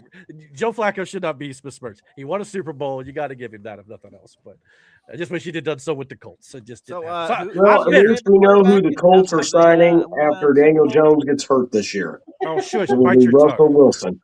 Shush your mouth. Listen to me. I mean this with all of my heart. If we do not, I'm seriously, I'm thinking about switching my team. Okay. To Pittsburgh. Join the club. To Pittsburgh. No. To Pittsburgh. No. Join us. Why? I'll become a Patriots fan before that happens. No, bitch. You'll do that. Oh, you go live with Matt. Oh my gosh, Brandon, this is where true fans are made, my friend. That's right, Brandon. Come join the dark side. You're nice and fun over here. I will go down my with the quarterbacks. ship. I will probably punch you in the face. I'm not gonna lie. he took that so serious last year. Oh my god. No, read Mike's comment. Wow. Miranda. Oh yeah, Rich I got was talking to you for sure. So we got a couple comments. Mike, I'll get to your NBA. Fuck up, Richard. He said Bernie Kosar needs to be the JM. He said, Mike said, keep hyping these QBs. Aaron and Eric will draft them before you can. Yeah, I mean, I'm no hold, I'm cutthroat when it comes to fantasy football, man. Then Rich said, Shitberg sucks. Just saying, LMAO. So Lamau. Hey, I'm not choosing sides here, Rich. Nothing against you. I love that you're watching the show. I hope you'll continue to do so. I'll root for the Browns at the bottom of my heart, but Pittsburgh's won a lot more than the Browns have. I hate to say it recently, at least. Just saying that. The Steelers beat the Colts too. We play them again this year in Pittsburgh, so I expect a lot. Shut up! I don't even want to talk about that shit. But just imagine though, if you beat them on their own turf. Which we've done in the past, but it's been a minute. Just who was the quarterback when we did that? Peyton Manning. I don't know. Maybe. Luck might have. I'd have to go back and look, but that's. I don't think Luck ever beat the Patriots. I mean the Steelers. I'm sorry, I got them confused. Well, look it up. I got time for it. Somebody do the chair work. I got some other stuff. Wait, what am I looking up? Was last time the Colts beat the Steelers in Pittsburgh? Ask that.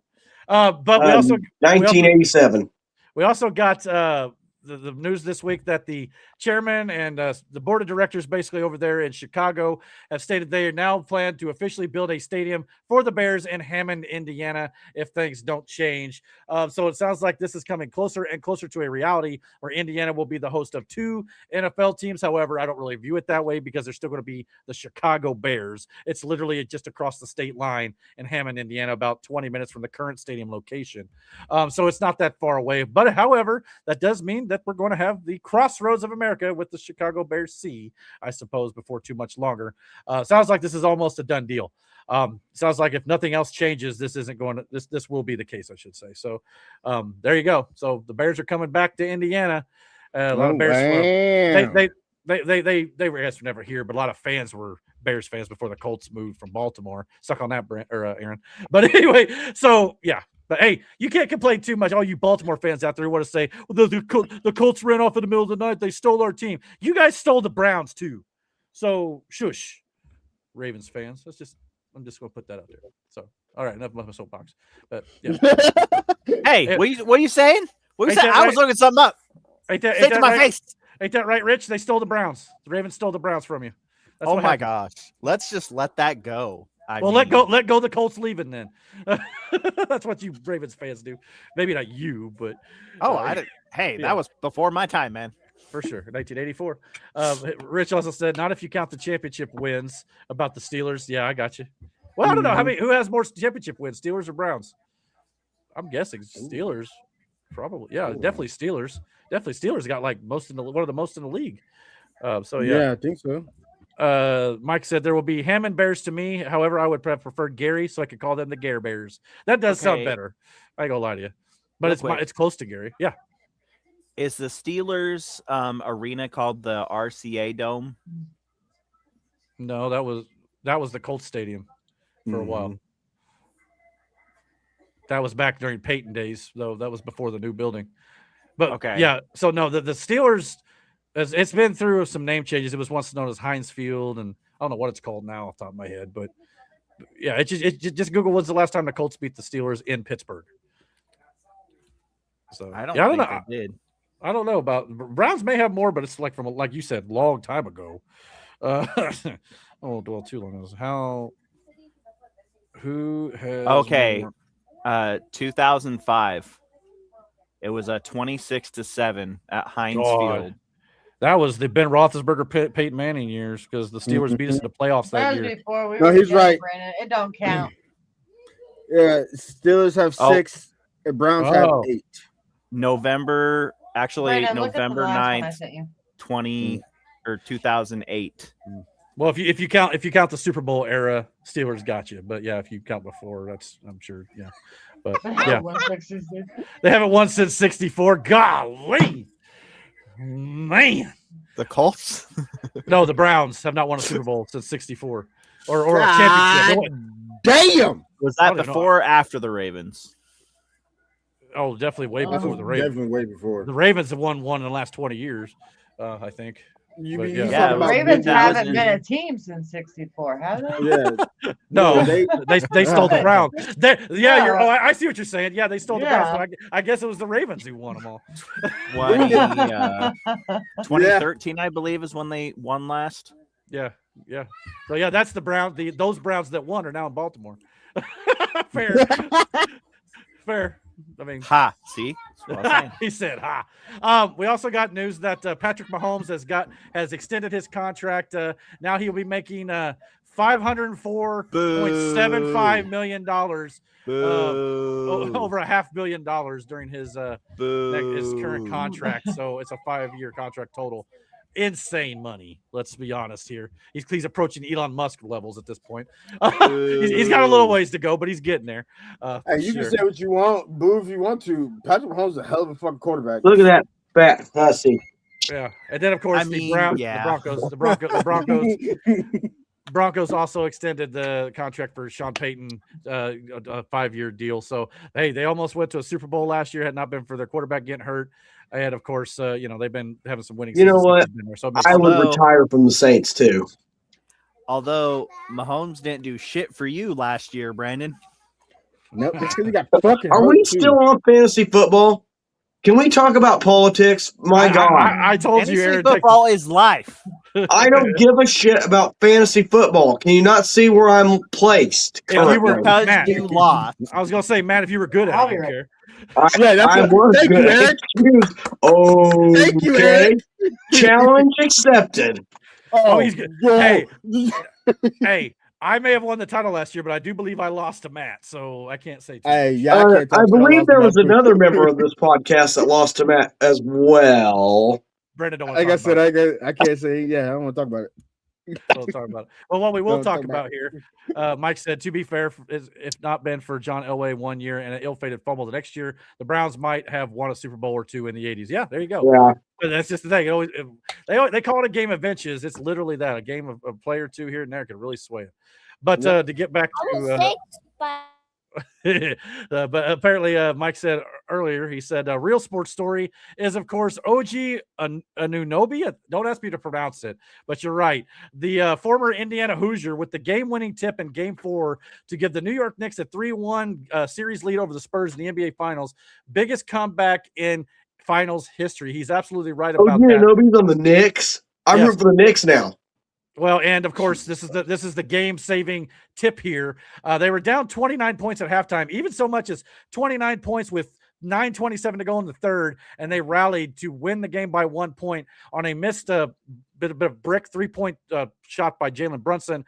Then it was tipped in by OG from IU University here in Bloomington, Indiana, to give the Knicks the win and the 3-1 advantage here. So, as Paul Heyman wrote on X, the famous manager and WWE Hall of Famer over there at WWE, said, I think it's time we all recognize the NBA has a great creative team and writers. Wow, what a story. Texas heels rout hometown heroes in the first half at the world's most famous arena, only for the babyfaces to perform the greatest comeback ever. My compliments. So he's suggesting, I guess, tongue-in-cheekly, that the NBA is scripted. But, he's just paying homage to the team and stuff, too, and the great story it was, real life, as it were. So thoughts on the Knicks and their big comeback for Game 3? I think Paul Heyman would be a Knicks fan.